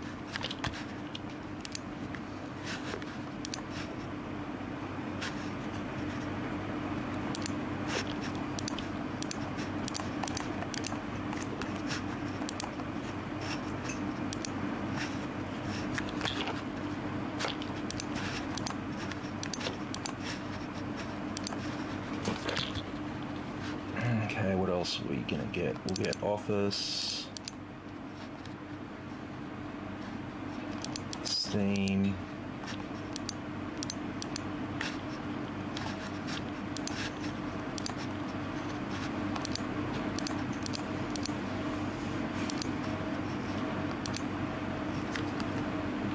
see our graphics card driver.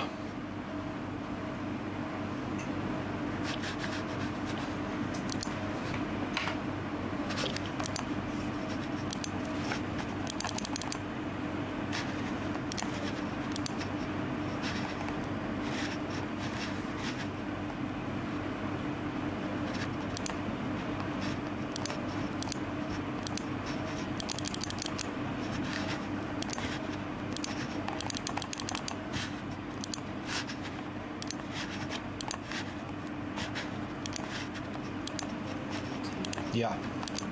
It's pretty nice and keep the stress test because 50, 59 No, it won't. It won't, man. It won't, because the Ryzen 5600X in particular, it has a lot of advantages over an i7 in terms of thermals. So this isn't going to get too hot. An i7 with a 9th gen i7 with a 240mm liquid cooler is not going to be a problem. You could do a lot worse.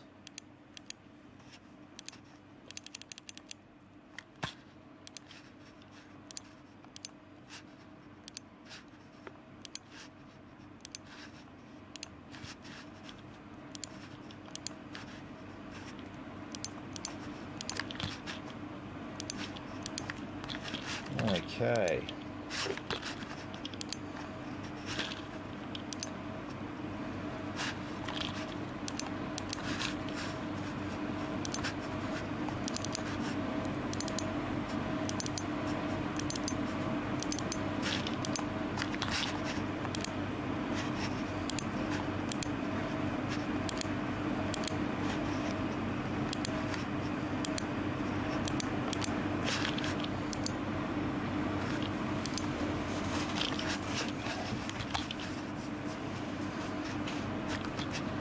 What else have we got to do?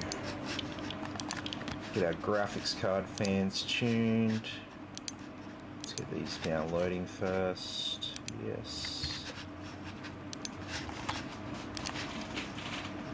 Okay.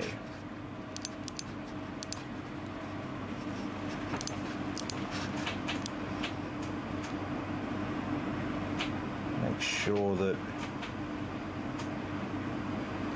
it's ramping up before it thermally throttles.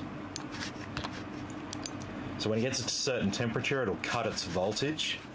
And the way it was set up, the fans would never get to 100% before it cuts its voltage. So that's not ideal. We'll just set this up quickly.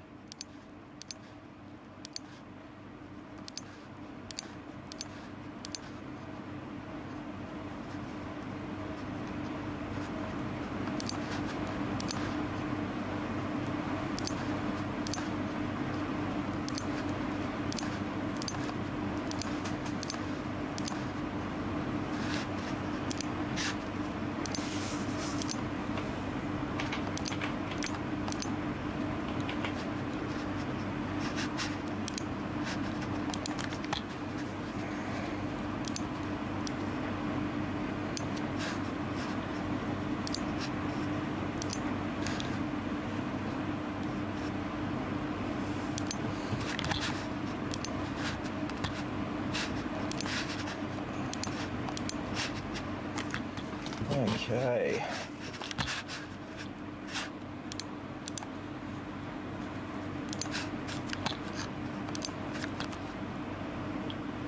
Nice Windows update going.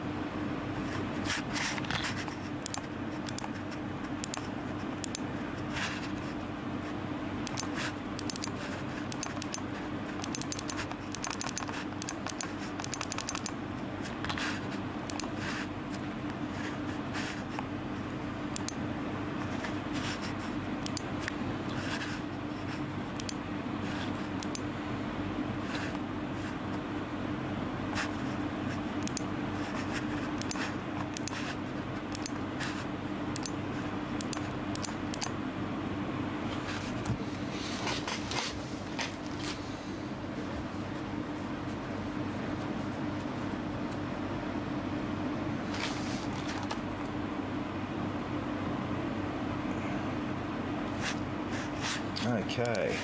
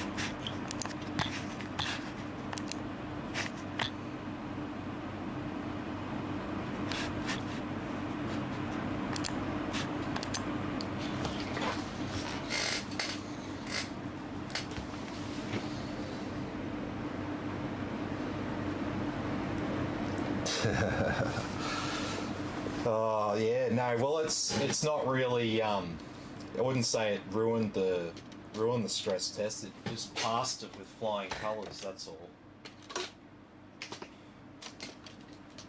But see, we're usually running a stress test on like a chip that's known to get hotter, like a Ryzen 3600, for example. The Ryzen 5000s are nice and cool. At least the 5600 is.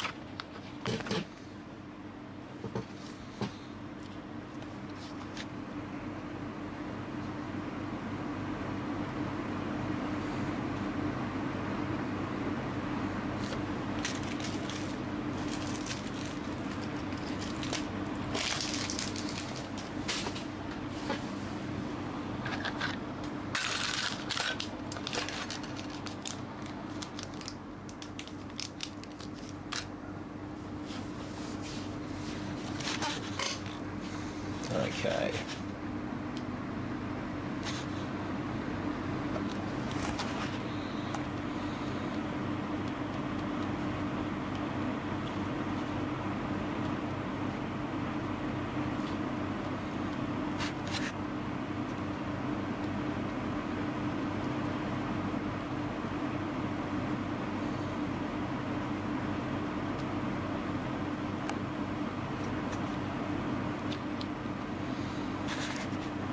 Okay, back to the desktop. Let's just get these cumulative updates.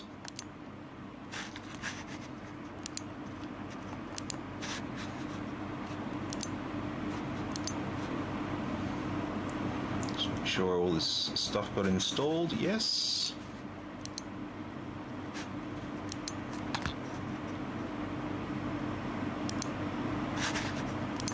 Excellent.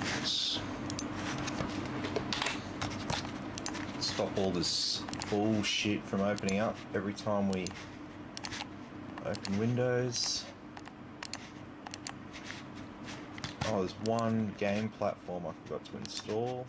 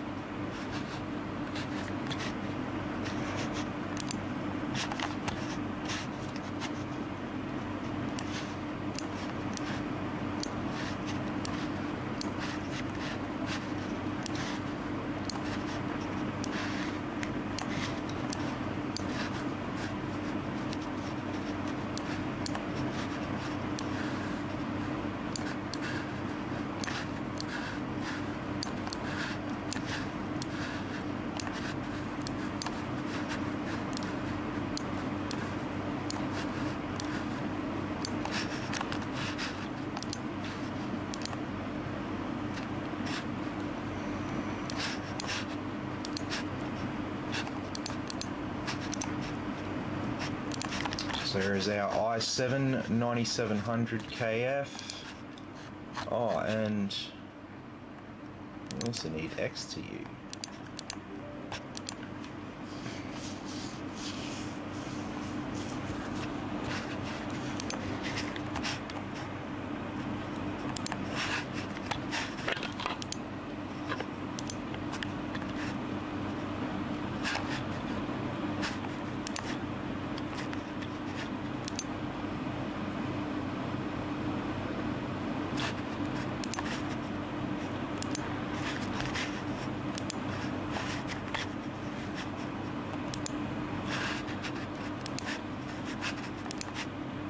Okay, our memory's running at full speed there.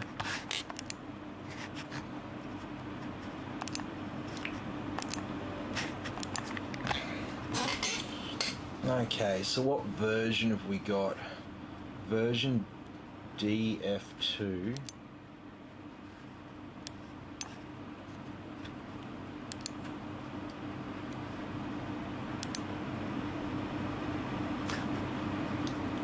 DF3.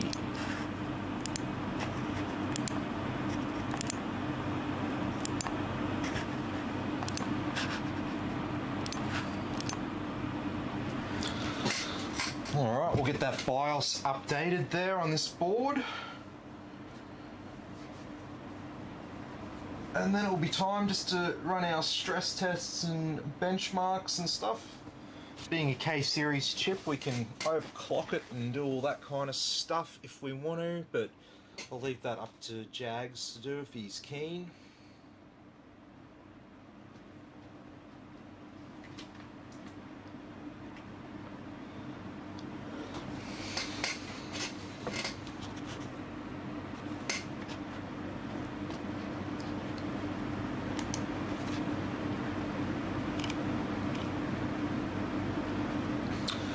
I'll tell you something, like my Facebook got like hacked by someone in like Southeast Asia somewhere, and they hacked my Facebook to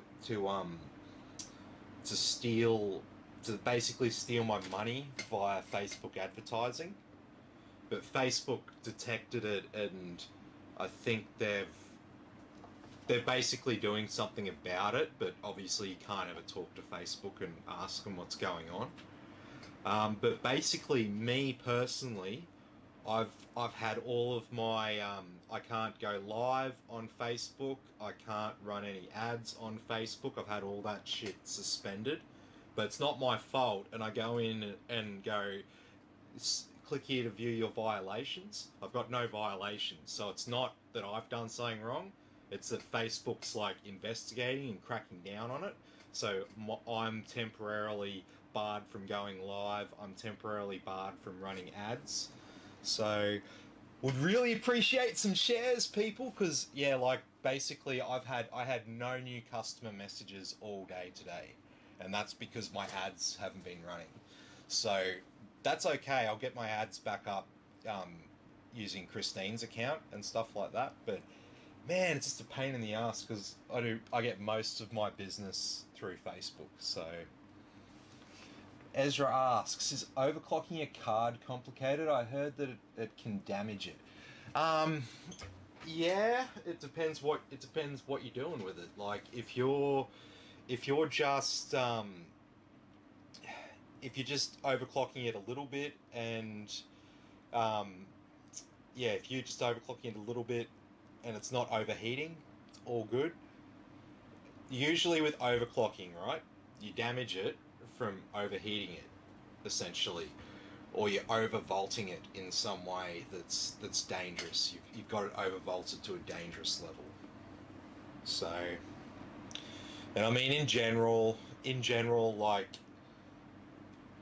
a lot of graphics cards you get come overclocked from factory. And when they say overclocked, they mean overclocked based on the reference card that they get from NVIDIA. So that'll have a set speed, and then they'll make their own version of it, and they'll be like, yes, it's the OC edition because we've got it clocked higher.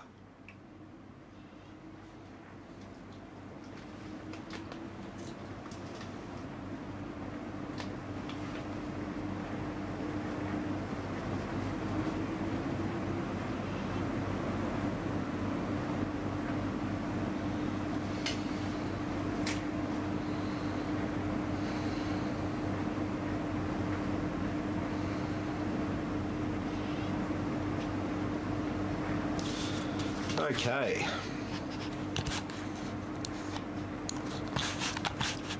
So we are back. We have our BIOS updated. Got everything kind of sorted now.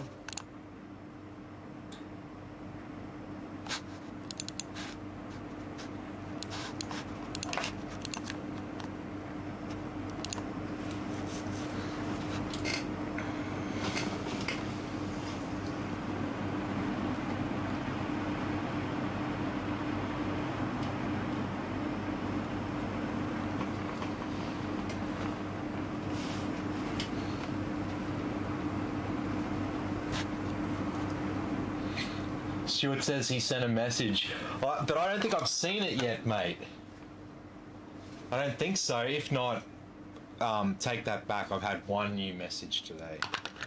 Like I've had messages, but from existing customers and stuff like that. See, I spend probably anywhere between $150 and $250 a week on Facebook marketing, and then yeah, like that's what you've got to sort of pay. But then that translates to sales, and if I don't pay for it, I get like no new messages essentially.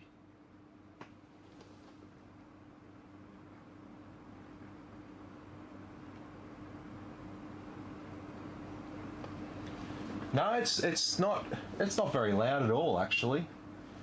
So what we can do, we can run all the fans on like quiet.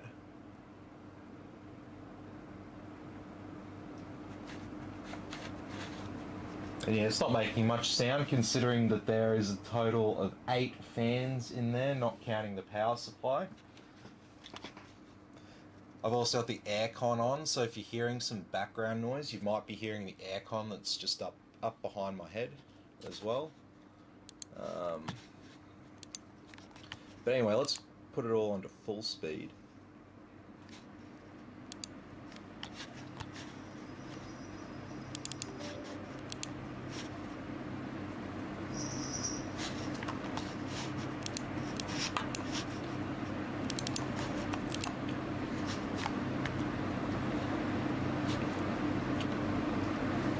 Okay, and have a look at those idle temperatures there, getting down to 26 degrees and stuff, so cooler's definitely installed and doing a good job.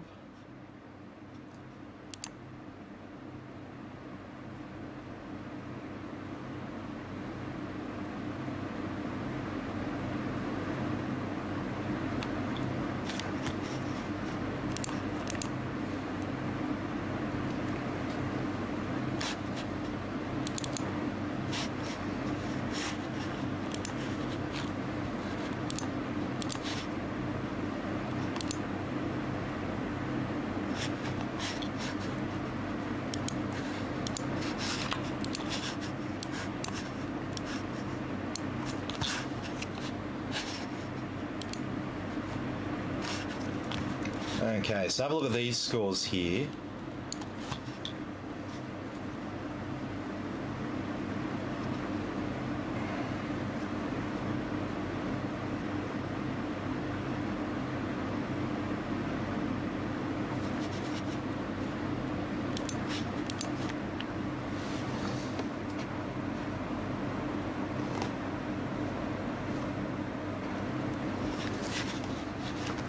Ah, thanks guys.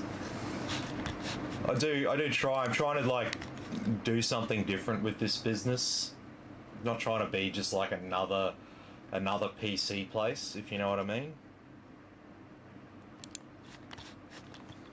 Alright, we're not gonna like overclock it as such, but I'm just gonna make sure that all of the boosts are up there to maximum. Yep. Yep. And let's see, just based on just pushing those up a bit, let's see what difference that made, if any at all, with our K-series chip. Yeah, it's made a little bit of a difference. But we're not seeing any issues with temperatures. Oh yeah, a little bit.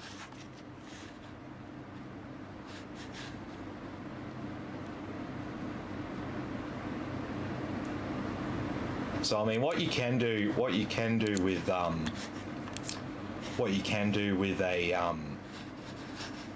9700K is you can get it clocked quite high without it crashing.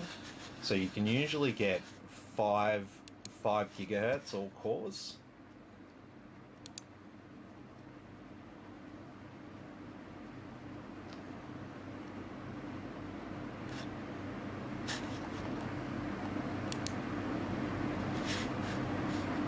There we go, 592.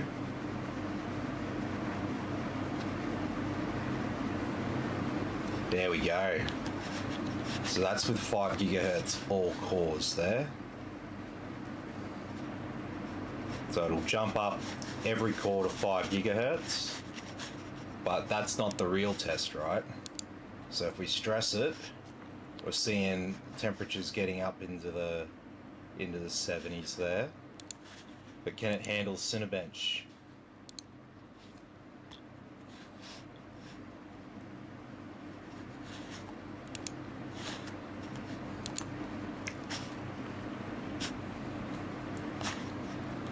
Alrighty. So Cinebench, 5 gigahertz, all cores, no AVX offset. Fans on max.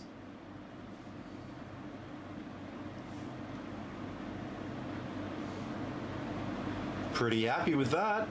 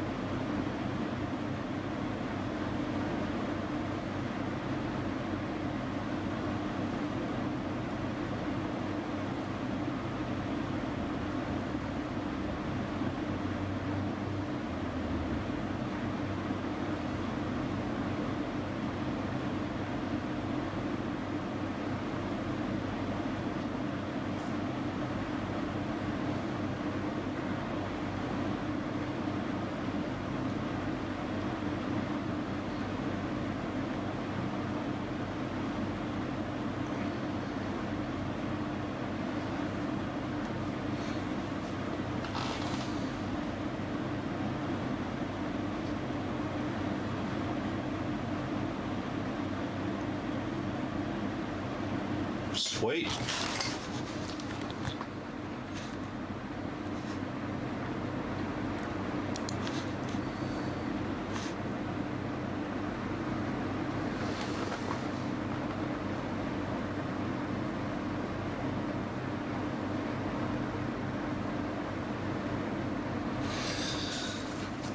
Yeah, so good question, Ezra. So in general, with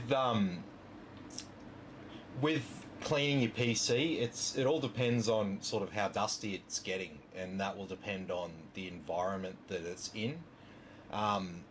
So there's no sort of set time frame as to when it's the right time to clean out the PC. I would generally say that once you can physically notice dust in the case, then it's time to give it a clean. I recommend using a leaf blower or something like that, maybe a strong hairdryer, something like that that can blow all the dust and get into all those places that you can't. It's better to blow than it is to suck with dust, so it's better than a vacuum cleaner. I use a leaf blower. I take it out onto the veranda and just hit it with the leaf blower. That works really well. It's free, or practically free. It's an electric leaf blower. So yeah, that's what I do. That works more effectively than cans of air or any of that kind of thing. Jake Reed said air compressor. Yeah, and that's fine as well. Yep. As long as you've got something, ideally not those cans of air. They're just wasteful as hell. Just don't even bother with them. Leaf blowers are like cheap as hell at Bunnings.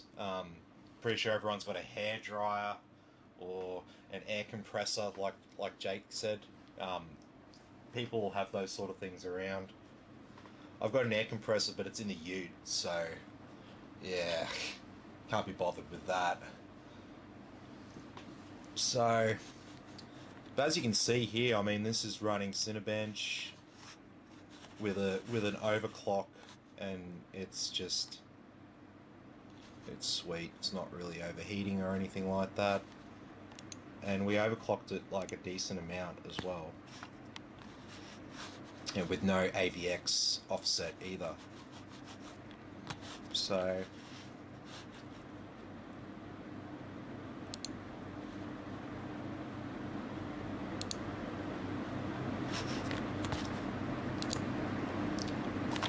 let's turn that down.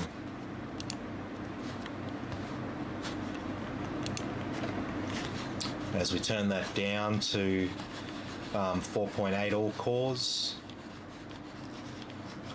we can see those temperatures have dropped down by over 10 degrees there. And so that'll give you a bit of an idea, Ezra, about overclocking, and so the higher the temperature, so the higher the frequency that we run it, the higher the temperature. Also the higher the power draw here. You can see the power draw in wattage here. This is real-time power draw. So the power draw will increase, and with that wattage increasing, it's just like heat from a light bulb. It's going to get hotter. So they're all linked, and that's how you do damage to a CPU from overclocking it. You put too much power through it, and they're very, very sensitive electrical components. They've got tolerances between certain levels of voltage, and if you push it beyond that, you can fry it and destroy it very, very easily. And not just the CPU you got to think about, it's also the motherboard. So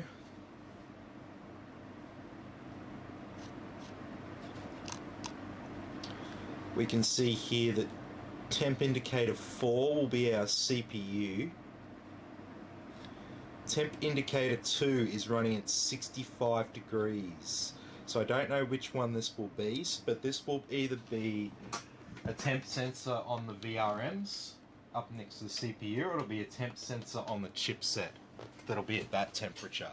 So as you can see, we've gotten pretty hot on the CPU. Well, not hot, not like overheating, but we're pretty warm on the CPU there. but we're also pretty warm on part of the motherboard there as well, and that's a direct result of the activity that we've got going on the CPU. And so if we were to stop the test, we would start to see all of these numbers start to decline really rapidly. Look at temp indicator 2, instantly drop down. The CPU temp will stay up for a little bit. Or it looks like that might, no. That might just be slow updating. Just got our main temp here, so it's already dropped down to 35 degrees, 34. But anyway, we know the CPU is pretty stable now. We can just do our stress test a bit later. We can put this all back to defaults.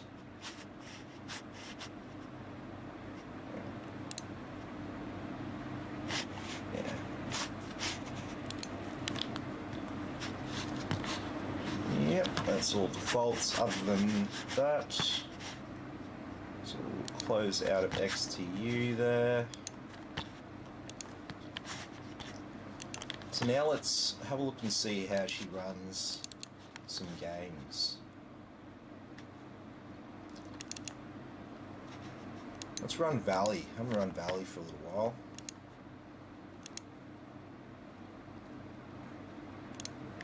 Run it on maximum settings. Full screen. DirectX 11. Alrighty, so if you haven't seen this overlay before, this is RivaTuner Statistics Server, and so it's telling us some stats on our CPU and graphics card.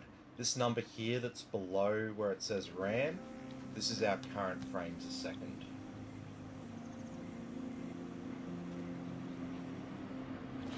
So up here's our graphics card temperature, graphics card usage, graphics card memory clock, and that would be power usage, I think is the other one that's there. Now that's the core clock, that's the power usage. That is the VRAM in use, and that's the VRAM frequency. Then we've got the CPU temperature, usage, frequency, current wattage drawn, and the current RAM in use. Obviously our frames a second there. So as you can see, graphics card is not getting hot at all. Not running this anyway. It is running at 99%.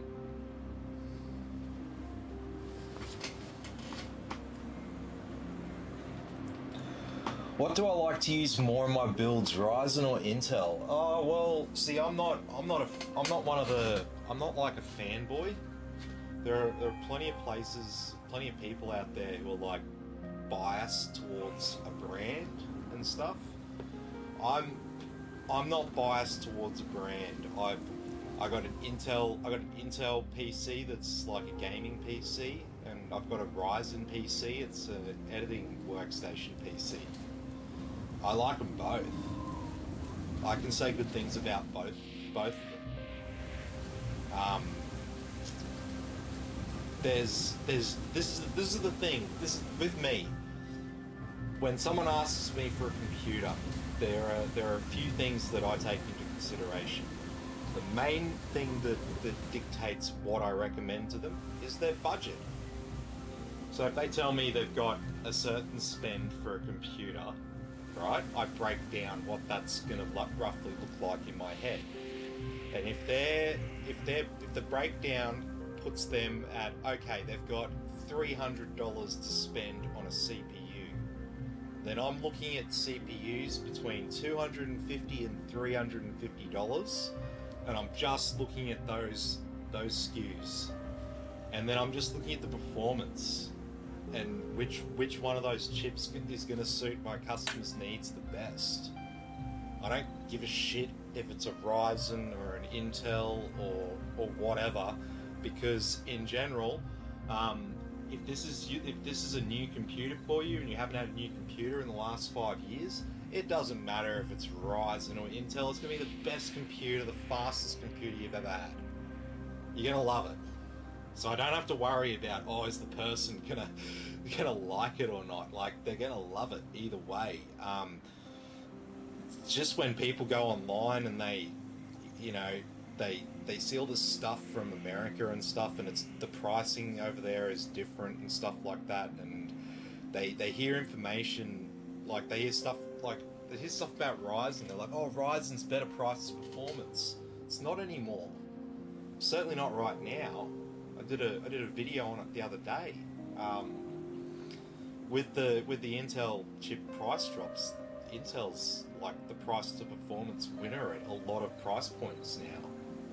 About the only price point that they don't win is at around 750 and around 500.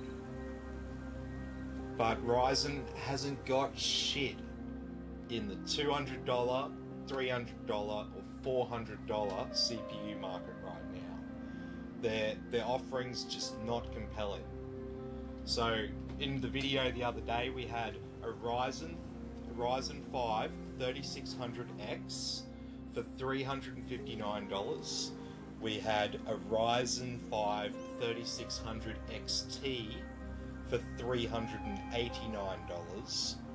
And then we had an i7 10700F for $379. So we were at that price point, around $350, we're comparing two Ryzen 5 6-core 12-thread CPUs with an i7 8-core 16-thread CPU. Like, that sounds like a complete script flip from like 3 years ago, where Ryzen was giving you more cores and more performance at a lower price point. Now it's a case where Intel's chips are giving you more performance, more cores at a cheaper price point. So watch this space. Now that Ryzen has the productivity crown and the gaming crown, they are now the premium product. Okay, everyone, Ryzen has a lot of fans because they're the underdog. So let's see how these fans react once Ryzen is a premium product, priced as such, and Intel provides all the value options. Let's see how that changes the dynamic.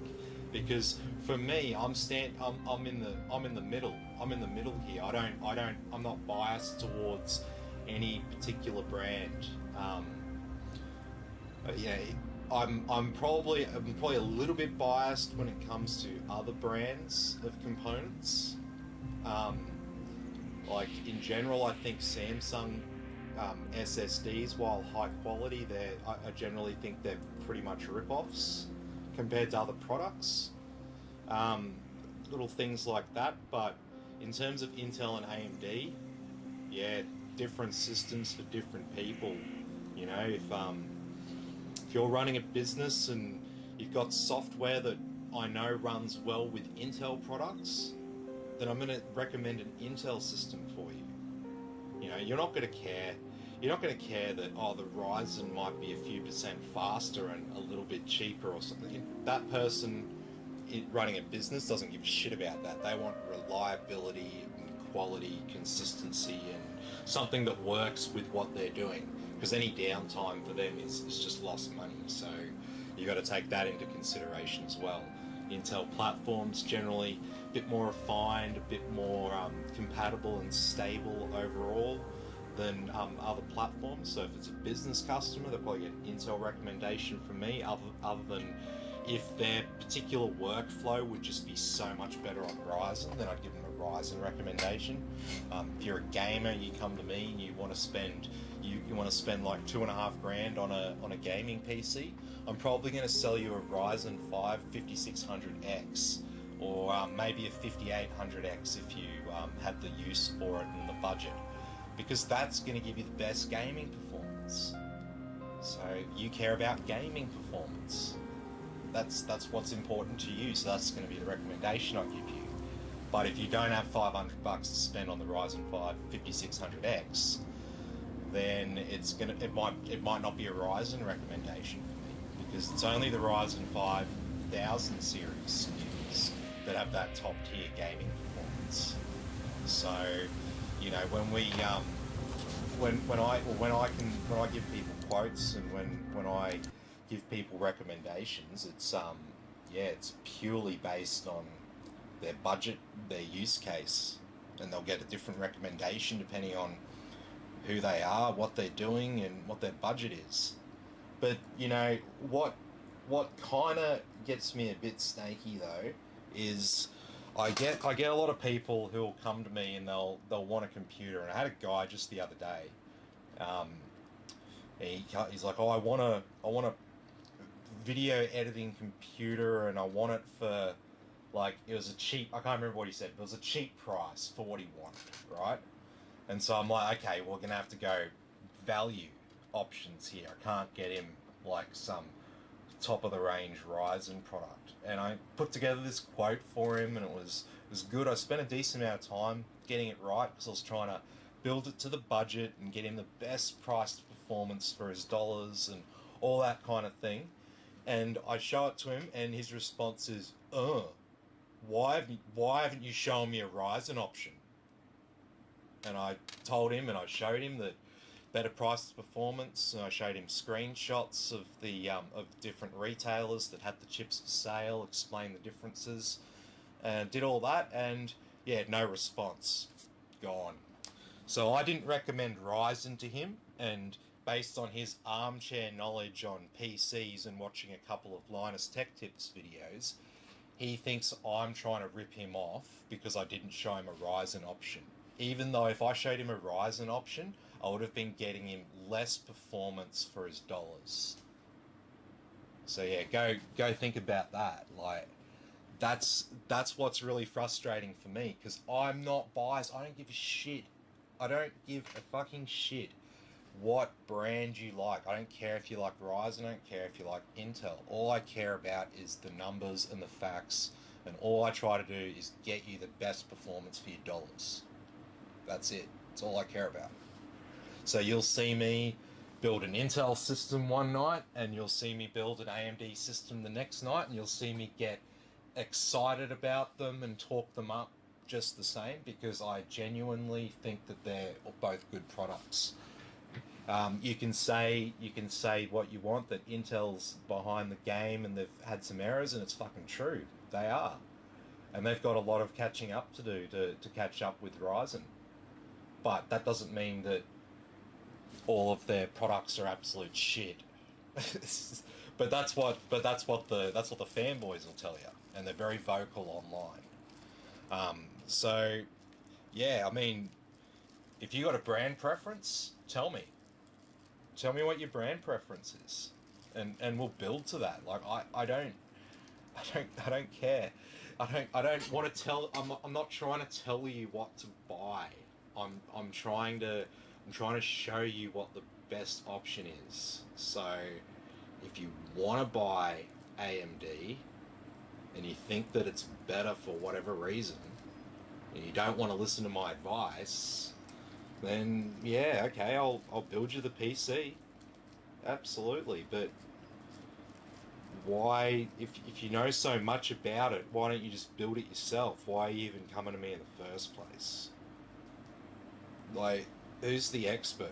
You know, sometimes I'll do a quote to someone, put all this stuff together and consider all these factors I'm talking about here, and they'll be like, oh, but I think Ryzen's better.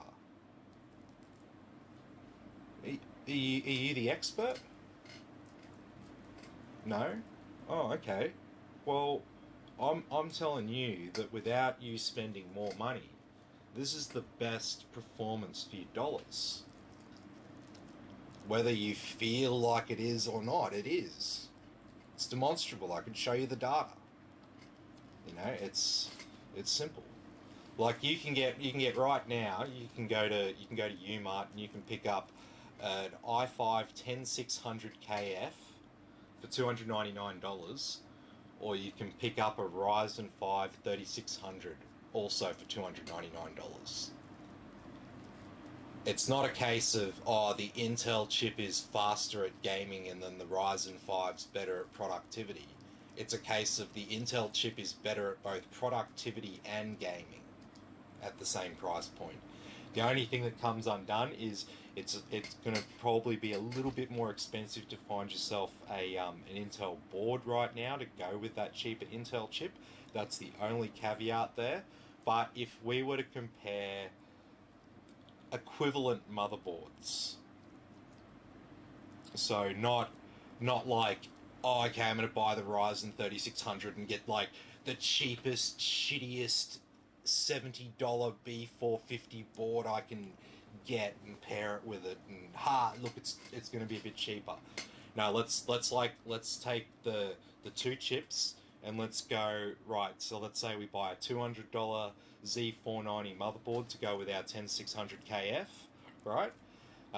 Then we'll both go buy a $200 motherboard to pair with our 3600. So then it's an actual fair apples for apples comparison. Because if we could get $70 Z390 motherboards, then it would be fair to compare like that as well. But we can't. So, you know, that's the only thing to consider if you are on a really tight budget. But then it's like, okay, is that really the right CPU for you? Are you spending too much on your CPU and not enough on your graphics card? Or are you spending too much on your CPU and not enough on your monitor?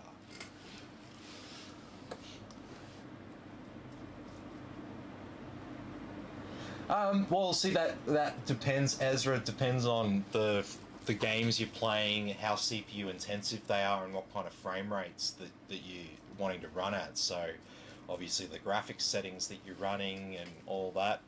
But yeah, like a 2600. It's not the strongest CPU.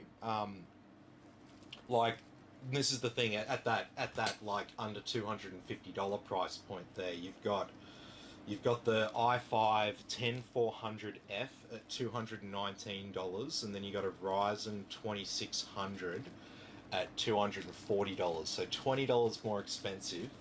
And the Ryzen 2600 is a 3-year-old CPU versus the 10400F is a 1-year-old CPU. And the 10400F is better across the board by a decent amount.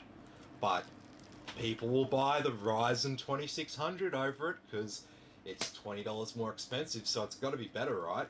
And Linus said that Ryzen's great and is the best price to performance, so obviously I'm getting a good deal here. And that's literally all the information people need to be experts and buy whatever they want. But you know, you can come and talk to system integrators like myself who do this every day. We look at benchmarks, we look at CPUs, we look at prices, and we put all that together. We do it for a living. A lot of us, especially right now, we're up at 4 o'clock in the morning checking listings on websites, trying to secure stock, trying to secure graphics cards and CPUs, because it's just insane times at the moment. You can't just buy stock normally. So, you know, we're looking at these prices all the time, and we see things happen and we react to it before there's 10,000 YouTube videos and masses of people commenting and talking about the same things.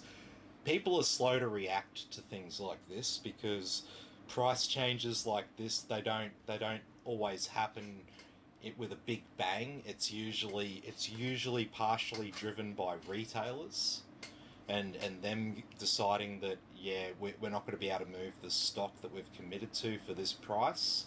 And usually what the retailer will do, if they've got a heap of inventory on hand, they don't just cop it sweet and mark it down. They go, right, they go back to their representative from the company they bought the stock from, and they go, okay, what can you do to assist me to move this stock? And then they go back to that, then that company will go, right, okay, so I'm going to give you, if you run it at this price, I'll support, say, 60% of the discount that you're wearing. and then we're gonna clear them off together. But they don't want to announce that, like a company like Intel doesn't want to announce that they're doing that kind of deal with businesses and retailers, because that's bad for their investors, right? They can't let anyone know that they're doing stuff like that. But this is the kind of shit that goes on in retail trade. Like if you're a business, a decent sized business, and you're buying stock in bulk, you're buying containers and pallets and shit like that. If things start not selling, then you end up in a situation where you're going back to the company usually to ask for some assistance in moving that stock. It's usually not like you're just going to cop it sweet all on your own, because if you do, then it's going to damage the relationship between you and that company, and in general everyone's trying to keep their relationships with their key stakeholders, you know, looking pretty nice. So if there is a situation where people have got a lot of inventory of a certain brand on hand, it's generally worthwhile for that brand to go and work with those retailers to get the stock moved, and so that everyone makes a bit of money and doesn't lose money. Because you can imagine if a retailer was sitting on $20 million worth of Intel CPUs, and Intel turned around to them and went, "Ha, yeah, suck shit, you're on your own, guys." Do you think that company's going to support Intel and stock all their products next time? Nah. That buyer and those managers there in charge of stock and all that, they're going to be like, "Nah, we're not buying anything else from those dogs ever again." After that, they left us on our own with $20 million worth of inventory that we had to mark down. We lost this much money, blah blah blah. Yeah, that's sort of how it goes. Anyway, it's getting pretty late now, and I'm just starting to talk and crap on with just anything. So I'm gonna start up the stress test.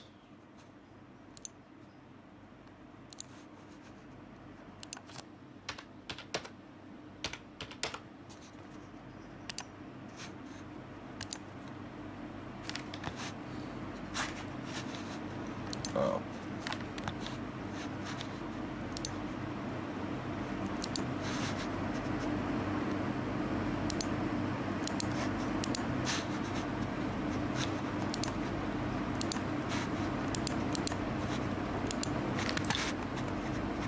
Okay, and we will get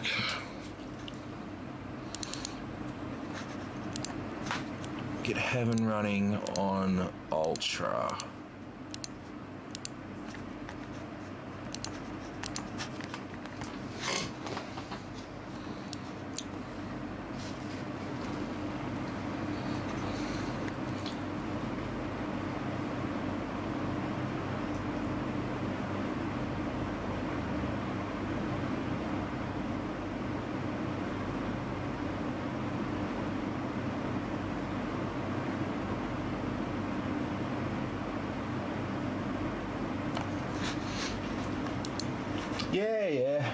So Ezra's asked, do you think it'd be worth it to spend extra $70 more on a Ryzen 3600 or Intel equivalent, or buy a 1TB hard drive in a build that I'm looking at with a 3060 and a 500GB SSD? It's not really comparable, but yeah. So yeah, my recommendation, Ryzen 2600 versus 3600. Definitely 3600. But the thing is, if you're going to spend 3600 money, maybe you'd be considering the 10600 KF if it's only $299. Yeah, I know which one I'd want out of the two. A 2-year-old or nearly 2-year-old CPU versus a 1-year-old CPU, one that is better. Like, let me show you. I'll show you exactly what I'm talking about here. This will save us some time chatting via Messenger anyway. So So if I just go and click on this quickly and just get it to run this benchmark. So this isn't going to be an accurate test of the CPU because we're doing stuff in the background here. We've got Heaven running, for example. So we're just going to run this because I just want to get into the web page. So as you can see, we can get this up to nearly 600 with a 5 gigahertz overclock.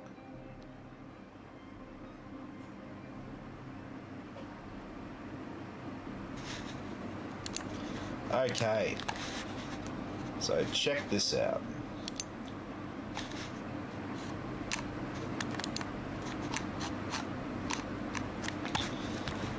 Alright, single thread. So if we have a look, we use our find function here. So we don't have the 10600K to compare here. But what we can do is we can use the 9600K as a reference. So let's put the 9600K.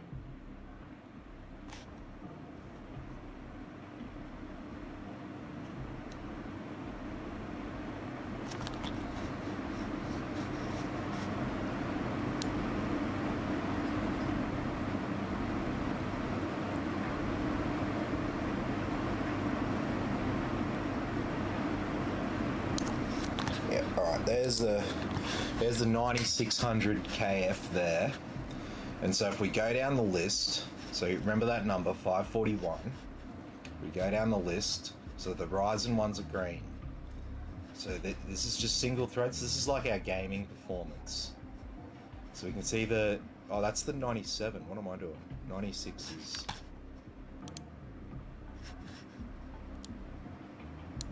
522. Okay. So that's the i5 9600K. So the 10600K is going to be a bit better again. So it's worse than what this looks like. So here's the 3600X. Here's the 3600. Here's the 3500 and 3500X. Down here, here's the 2600. So 2600 single core, 3600 single core, and the i5 the 9600K at 522. So much better than all of those options. And realistically, the 10600KF is going to be more up around here in terms of its single thread performance.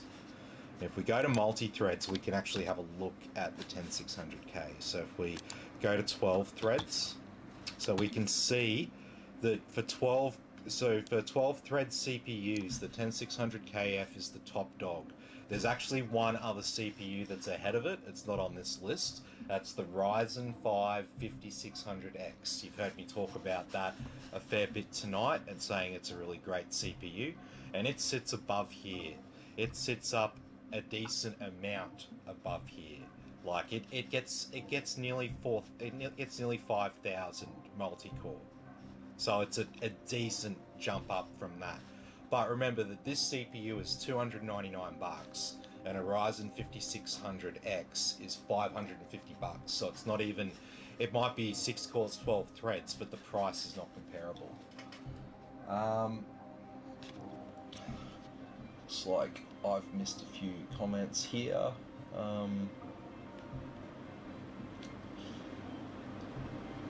Guys are saying go at least 4 terabytes. 1 terabyte's not enough. Yeah, I mean, I was just onto the 3600 question. I hadn't even got to the hard drives yet. But hard drive space, it depends what you do. If you're playing a lot of games and you've got a lot of games to install, then maybe it makes sense. But you might only play like 3 or 4 games. Then you might not need that much space. You might not have a heap of media that you need to store. I mean, I've got in my personal rig, like the gaming rig, I've got Well, I've got 4 terabytes that's like network, and so every house can access that. And then I've got 3 M2 SSDs, 2 1 terabytes and 1 500 gigabyte. And that's how much space I run with, and most of my stuff's on that 2.5 terabytes there. But then I've got all media and photos and everything else backed up on the network drives, which is just a RAID 1 volume that I share over the home network. It's not an actual NAS or anything like that. I haven't gone to the expense to actually install an actual NAS. I know there's advantages over that compared to just sharing it via Windows, but I have no need for the speed or anything like that. As long as I can access the information, it's fine. Do most of my work on the one computer. But anyway, so we can see the 10600 KF here, and we can see the Ryzen 3600. So you can see roughly a 10% difference in their performance, and this is at the same price point. So like I said, the script's completely flipped on AMD, being the better priced performance. So it's crazy, but that's the world that we are living in right now, you know. Yeah, it's crazy. I don't know what else to say about it. And then yeah, you can have a look here. So you got the 10400F. So remember I said that this is $219 and a 2600 is $239. So here's the 2600 score. Here's the 10400F score. And so you've got to consider that that's a $20 cheaper CPU than this one. So it's this pattern is like across the board. It's not just at this price point. It's like wherever there's an Intel CPU at the moment, a 10th gen Intel CPU, it's at a really good price performance. And this is part of that's got to do with the fact that they're launching the 11th gen soon. So there will be some sort of price activity to clear a bit of that old stock. But I don't see them putting prices back up. Like, the way that people are so excited and so enthused about AMD and Ryzen right now, they have to get through someone like me. They have to get through my hard sell on Intel that I'm giving you all now with price performance before they're even going to consider it a viable option. And you know, it just annoys me when people are like, you know, they come to you wanting advice and then they act like they're the expert and you don't know what you're talking about. It's like, man, I do this for a living. I look at these numbers all day, and I've actually physically used most of these CPUs, even if it's just setting up someone's computer and running stress tests. So I'm very much aware of what the performance is meant to be like on these CPUs. I mean, did you see Roman's? I think it was Roman's PC the other night with the motherboard, and he had a 5600X in there, or was it a 5800X? It was a Ryzen 5000 CPU anyway, and as soon as I ran Cinebench, I was like, oh, this is, something's not right here, blah, blah, blah, blah, blah. That's because I actually knew what the fucking numbers were meant to be for the CPU. I knew exactly where it should sit, and when I saw it wasn't sitting there and it was like 20% less than that, I knew there was a problem. But that's the point. I look at these numbers all day, so I've got no motivation to lie about it. I just call it how I see it. Yeah, so looking over here, so we've got a Ryzen 3800 XT, right? They're the same price as a 10900K. In fact, this one here, the 10900KF, is actually $50 cheaper than this Ryzen 3800 XT. It is what it is. Alrighty, so look, that's it. Like, you know, like I said, I hope that anyone listening to this doesn't come away with the fact that, oh, I'm an Intel fanboy because I said all that. Because I've also said multiple times I love AMD, and I've called out how great the Ryzen 5000 series is and everything. I'm trying to be as straight down the middle and objective as I can be with this sort of stuff. But the only thing that matters, the only fundamental thing that matters for you is the price to performance. How much performance you're getting for your dollar. Whether you can overclock or whatever doesn't matter, okay? The best advice is to buy the best components you can for your budget, get the best performance for your dollar, and then just use your computer. It's just like a car. Just buy a car that's good, that suits you, and then drive it for however long until the point where you're like, I need a new car, I'm going to sell this one and get a new one. Same for a computer. Buy a good computer. Don't worry about overclocking. Don't worry about this. Don't worry about that. Don't worry about all the technical crap. Just buy one that does exactly what you want, plays all the shit that you want, and that you're going to be happy with for 3 to 5 years. And then just be like, yep, so at the end of that point, I'm going to be selling it, and then I'm going to buy a new one. And at that point, I'm going to employ the same logic, and I'm just going to build myself a computer that's going to be excellent. It's going to suit my needs. I'm going to be happy with it and satisfied with it for years. And then at the end of that time period, you'll go to sell it again. So, alright, so what have we missed? Yeah, Ezra's right. Extra hard drive's not very expensive. I'm trying to slowly move away from installing hard drives altogether in my builds. And you'll probably see that if I do a really high-end build these days, like I did a pretty high-end build recently for Alex's 3090 PC. And because that was high-end, we decided that we weren't even going to use hard drives in that. We just went with a 4 terabyte SSD. You know, it's $550 for a 4 terabyte SSD. It's a pretty big expense. But you don't have to worry about that SSD. That SSD is going to last longer than the computer. You don't have to worry about it failing. You don't have to worry about, oh man, I better put it in RAID 1 so if one of the hard drives fails, all my shit's backed up on the second one. You don't have to worry about that with an SSD. So that's the advantage there. I'm trying to move away from them altogether, but at the moment, they are good value, cheap storage, and it seems like they're probably going to remain that way. And as people's storage requirements get bigger, become more important. But the thing is, hard drives come up against the bottleneck, because as our data needs get bigger, we're going to need to be reading and writing larger chunks of data from our drives.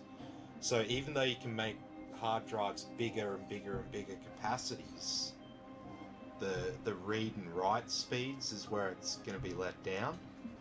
And so, considering all of that together, we will eventually hit this point where SSDs will be a better overall value proposition than hard drives, and the only reason why you went with hard drives is because you needed massive amounts of cheap bulk storage where the speed that you could access the data was not important.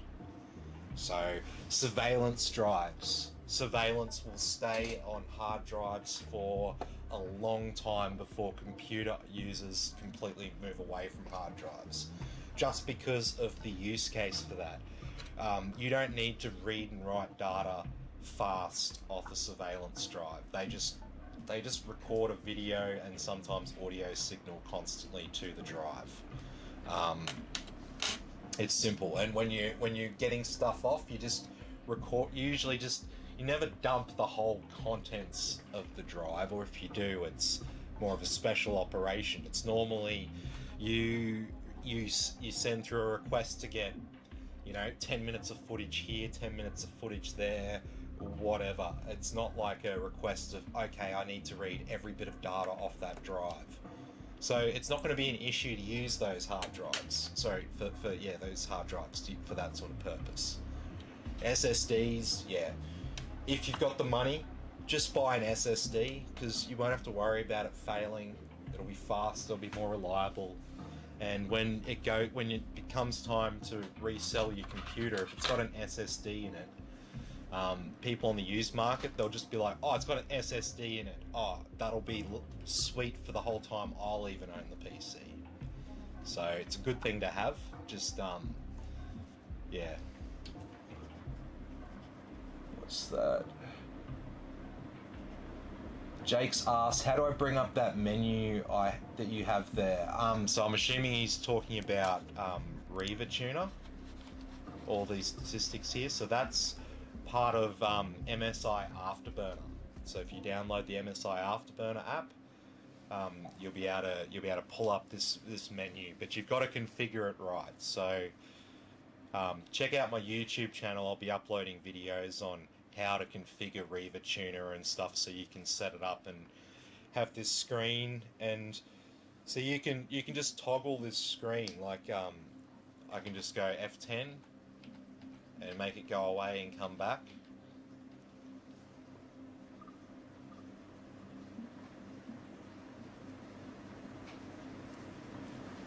Ah, sweet.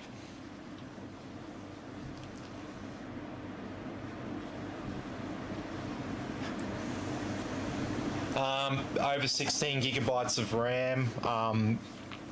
So yeah, I mean it's necessary if you want to play games that have large RAM requirements, but there's not really too many of them.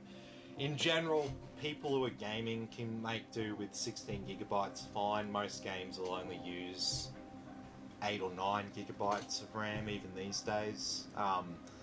There are some that'll use a bit more than 16, but very few use over 20. The reason why you'd run 32 is if you want it to be future-proofed. So you wanted to make sure that even some game that's going to come out in 2 years' time, you'll have enough RAM to run that for sure. The other reason why you probably want 32 is if you want to do video editing and content creation sort of stuff with your computer. There's benefits with apps like Adobe Premiere and Lightroom and stuff like that if you've got more RAM. So contrary to what a lot of people think, with applications like that, things like video editing, you do not require a crazy graphics card for that. The thing that is the component that gets used the most heavy for video editing is the CPU. So when we talk about editing, photo editing and video editing PCs, when we say, oh, you need a good processor for that, it's not like you can't do video editing on an i3 or a Ryzen 3 or some other like lower, cheaper CPU. It's going to work, and it's going to be just as good quality as the other one.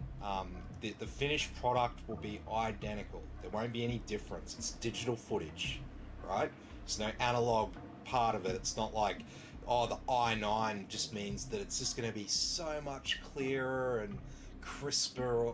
No, it's not how it works. What you pay for with CPUs, and when it comes to video editing, what you pay for is speed. Okay? So I got a Ryzen 9 5950X in the editing PC, and it can render like 3 minutes of like 1080p content in like 30-40 seconds. Okay, so I can have a video and I can click render and I can go away and have a smoke and go get a coffee or something like that and come back, and that video will be finished rendering, and then I can go and upload it. So it works out well for me and for what I do. You know, where part of my job is making videos and content. Granted, I'm pretty new at it, but it's important for me to be able to get these things done quickly Whereas if you're just a home user, just editing some drone footage or some family videos or something like that, who cares? It doesn't matter. You can edit your video as long as you got plenty of RAM. Then it's easy to work with the footage, because if you don't have enough RAM and you go to video edit, then once you're trying to move around between different frames, it'll have to load new frames into RAM and then take older stuff out. Whereas if you've got heaps of RAM, it'll just load the whole video into RAM, and then it can be accessed and moved around really quickly, and you have a better experience when you're physically editing the video. But as for the CPU, if you've got a slow CPU, it's just going to take way longer to render the video. And that might be fine for you. You might just be able to click render or click save and just walk away. And if it takes 2 hours, oh well, it takes 2 hours. Doesn't matter.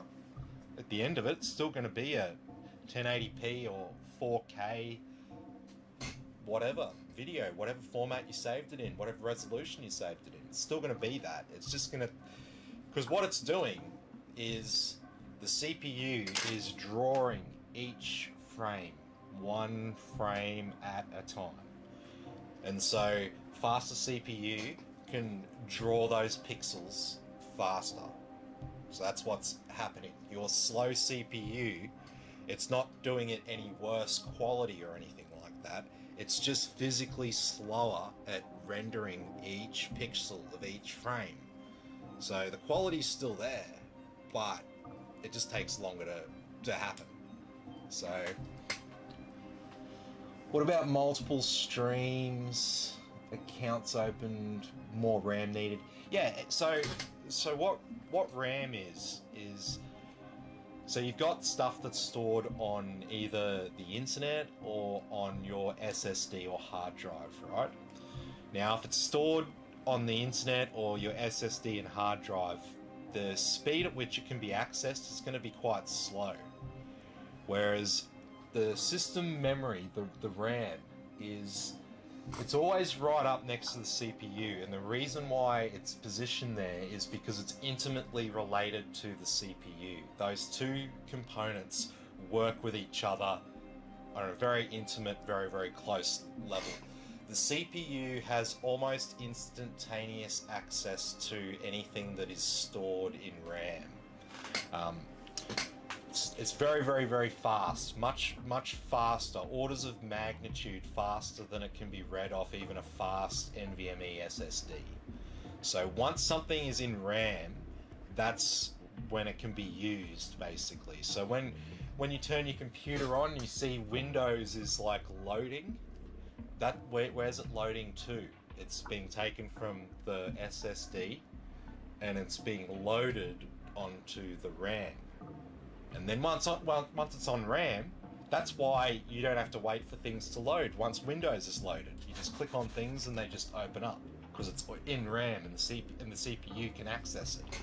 So the more programs that you run, the more applications you run, the more processes you have going on, the more RAM will be utilized. If you don't have enough RAM, the system just prioritizes what it's got stored in RAM.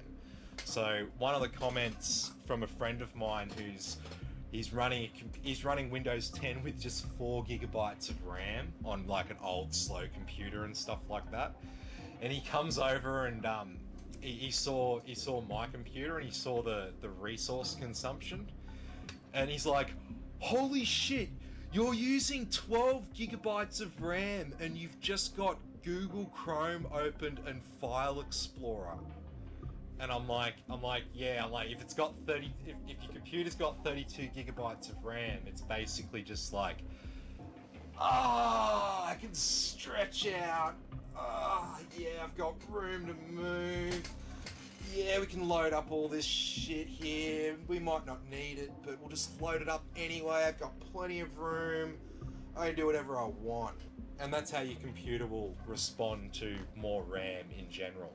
So if you've got less, it'll prioritize what it puts in there in order to keep some available. Whereas if you've got more, it's just like, right, okay, well, 2 weeks ago you used this app, so let's get all the stuff we need for opening up that app, load it up into RAM, so that if this user wants to open it up, we can do it really quickly. And that's what your computer does when it has more RAM, and that's why if you put more RAM in your computer, you'll see that your computer will just end up using more. Alrighty, so yeah, people going to sleep. I want to go to sleep too. It's getting pretty late, so I will leave you all here for tonight.